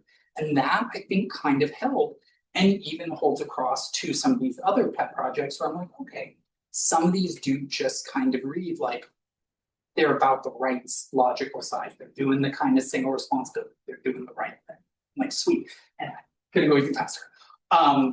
So a few more. There is when you take into and a type, it can be a really nice thing because then instead, if there's a thing you commonly pass in, or a bunch of things you commonly pass in, and you take the impulse something that will go into your type, then there's just one place where we're like, how do we adapt A to B so that I can always pass A's to B's? It just works. Now match, oh God, I love the match statement in Rust. I love it. I have seen languages that have power. What? Indeed. Indeed. But the conciseness and the expressiveness that you find in these is magical. And I wish more languages could do that. The other thing is I think the bar checker can be pedantic, but I miss it every time I don't have it at this point because there was that moment where it clicks in my head where I'm like, I know what it's trying to say to me. Get it? And at that point, the more I leaned into like, why is this? Why is it telling me this? Why is it warning me about this? I really started to realize that it was a beautiful partner and coach in doing this. And I like to have at least one good quote. John Jen said is like one of the pillars of the community, and I redacted the language because I think in general, what we can find is that a lot of languages, new languages, old languages, a lot of languages decide they're gonna start anew. They're gonna take their own take at it, and they get some things right. They get some foot guns reintroduced. And the more I spend time around Rust, the more I feel like it is really true that they have baked a whole lot of history and best practices into the language at such a foundational level that it is amazing. I wish I could do it more often. So, last thing in like 60 seconds is AI, right? How do we use AI? And one of the things that I found is it's really great for research. Gemini, especially when I was trying to be like, okay, I'm going to learn Bevy as fast as I can, something I've never heard of and don't know what existence yet. It's really good for brainstorming. When I'm like, I've never designed a game, and I'm like, hey, Gemini, I want to make a new ship. What kind of ship should I make? And it's like brainstorming alone. I'm like, okay, this is cool. Fantastic for rough cuts. I suck at WGSL. The last time I did graphics stuff was like 20 years ago with quick visuals. You saw a lot of these slide decks. Like I can't draw, like you asked me to draw 2 lines parallel and I will fail. And so for me to stand here and actually have visuals, what is and also I'm great for a site called Meshi AI that let me for free generate 5 ships, I think, because if it weren't for that, these would have been my ships. I'm pretty sure the sphere would have been the planets, but these would have been the rest. And if they look like the standard built-in primitives that Bevy gives you for free, yes, they are. But instead I had these. And these are not replacing an artist because I'm not one. These are a rough sketch. These are napkin sketches. And honestly, they're great. They're free. I get what I paid for. They look like I did it out of Play-Doh, but they're so much better than anything I could have done myself. So closing, actually, I did pretty so closing, Rust is beautiful. I think there are some languages that start with fewer keywords, fewer characters, fewer this, fewer that, and a lot hides beneath the surface. My thought is that Rust put some stuff out there like the hello world. And once you kind of bite each piece off, you're like, okay, this makes sense. And I don't remember a whole lot of languages where I felt even as a beginner, like I could go and open up a big project like Rocket or AXA or Bevy and actually make sense of what was going on. And that to me is so fundamentally powerful. I think that application Rust can be concise, expressive, and approachable to all, which means we are at the end. Thank you.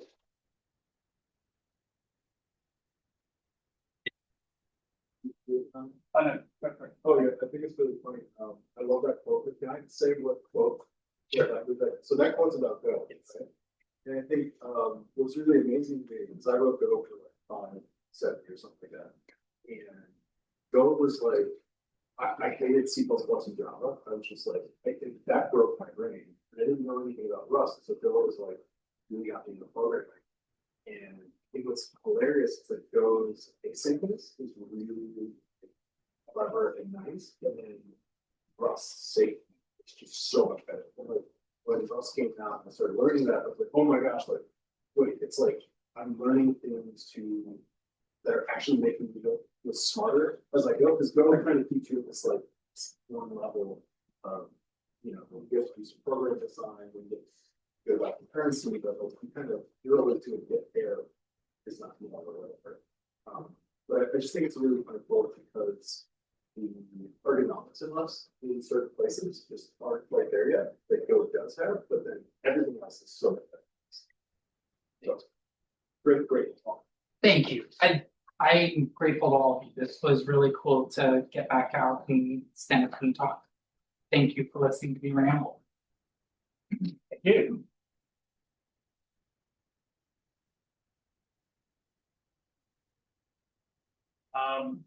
I don't think there's any more slides from me or from Brad's slideshow. So I just want to say thanks for coming, everyone. I hope you maybe learned something, you enjoyed yourself.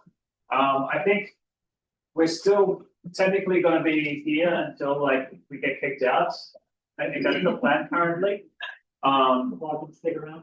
Yeah. So, but you know, chat with somebody new, grab another slice of cold pizza now. Yeah. Thanks for coming, everyone. Thank you, Bevy. Thank you to the best team for bringing the food and drinks. Thank you.